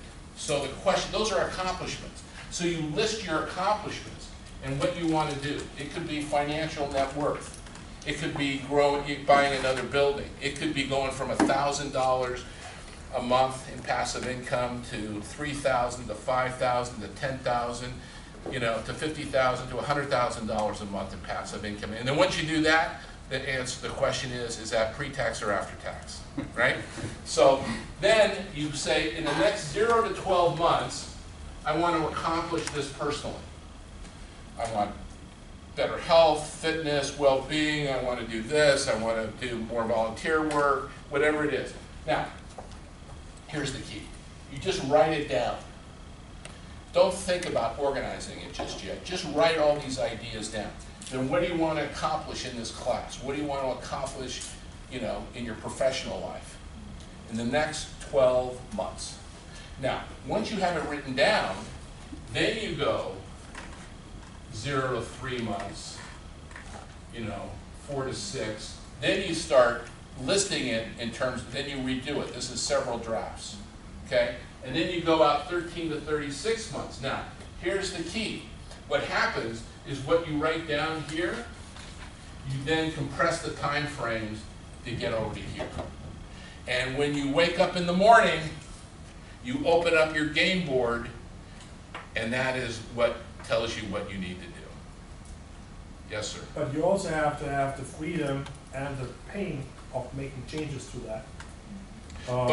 Right. Because sometimes life is not working out the way you planned for it, and some opportunities come along that might divert you from that track. No question. Do you recommend to work on 2 or 3 things at once? Or? No, I'm focused on what I got to get done in the next 3 months. But I have an eye as to what, you know, if I had hiring goals and I had production goals and I had all these other goals, I found that what I had here, I could get done in a year. So again, a plank, a foundational plank to what it is, and even if I were to interview for this sales position, I'd say, look, you know, I'm your regional manager. I'm a non-competitive salesperson, but I'm really an executive coach. And what I'm looking to do is compress the time frames for your performance. And so if you follow this platform, I promise you that within 3 to 5 years, you'll be making anywhere between $400,000 and $500,000 net to yourself. Okay?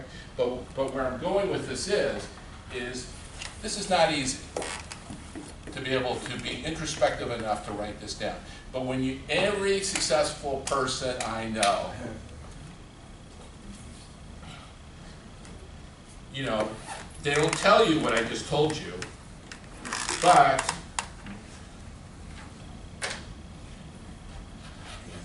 so, you know, this is my daytime. So at the beginning of it, I wake up and I'm open for business. Okay, so some people have this electronically, but this exercise, when you say, how do I focus myself to really concentrate, and you're right, if something happens and you get off track, every day you're opening this up. At my desk, I had a return, and on my return, I had my game board. And that's what I was pretty driven by. Any questions as to this? This was really not a topic, but it illustrates what you're talking about. How, you want to gain control of it? Create an accomplishment game board. Not easy. And by the way, we're our harshest critic. You're going to need third-party help at mining from you what you've accomplished, because most of us are not present. I had a very predatory president and CEO that I had to deal with. So this was a survival mechanism for me to go into an annual review to say, screw you, this is what I've done. It was a little unnerving for him, but and it was a little challenge. You talk about being the fool, that to be able to speak to my own accomplishments when you're in a stressful situation in an annual review when there's real money at the table. And there was one year where he said, oh, I'll take care of you, and I put it to him. I said, you know what, you said this last year, I did extraordinary results, I want you to take care of me. Guy wigged out. Wigged out. And then he got it from the table, and he says, this meeting's over. I said, he was pretty ticked off, and I said, does that mean you're not going to invite me to your 4th of July party? And he said, there's no party! So, but this will keep you straight, okay? So that was a little added,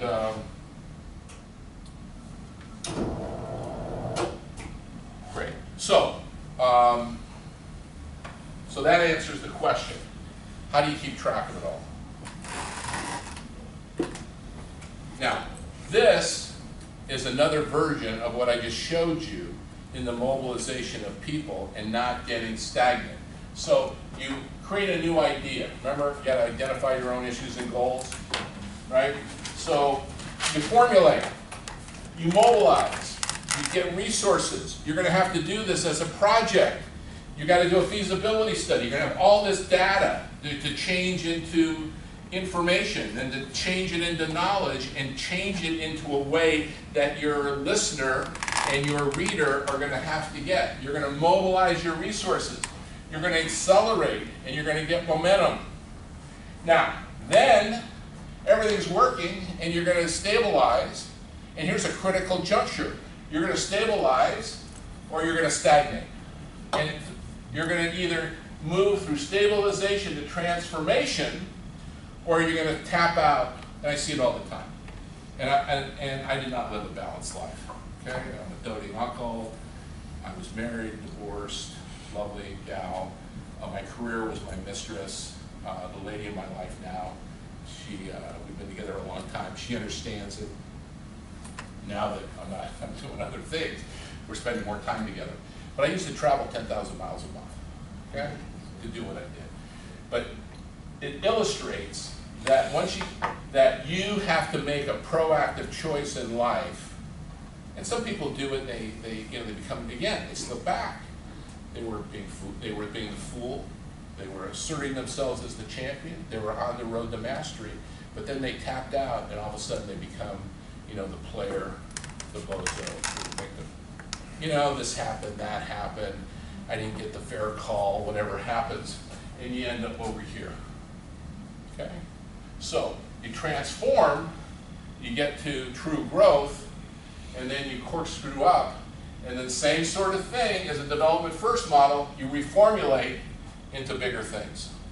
So the idea under a safe environment to be able to do this challenge practice, I don't know, at least when I went to undergrad and went to law school, I don't remember another opportunity like this, to be able to risk it and blow it and to learn lessons to where you had a practical experience to be able to take with you in a tangible way to be relevant out in the marketplace, okay? So, same sort of thing, 7 steps to transformation. It's just a continual learning loop. Now, so what have we gone over? We've chosen who do you want to be. Okay, we talked about taking control of your own development, right? We talked about development first, right? We then went to formulating and transforming, mobilizing and transforming into a big project. Now we want to talk about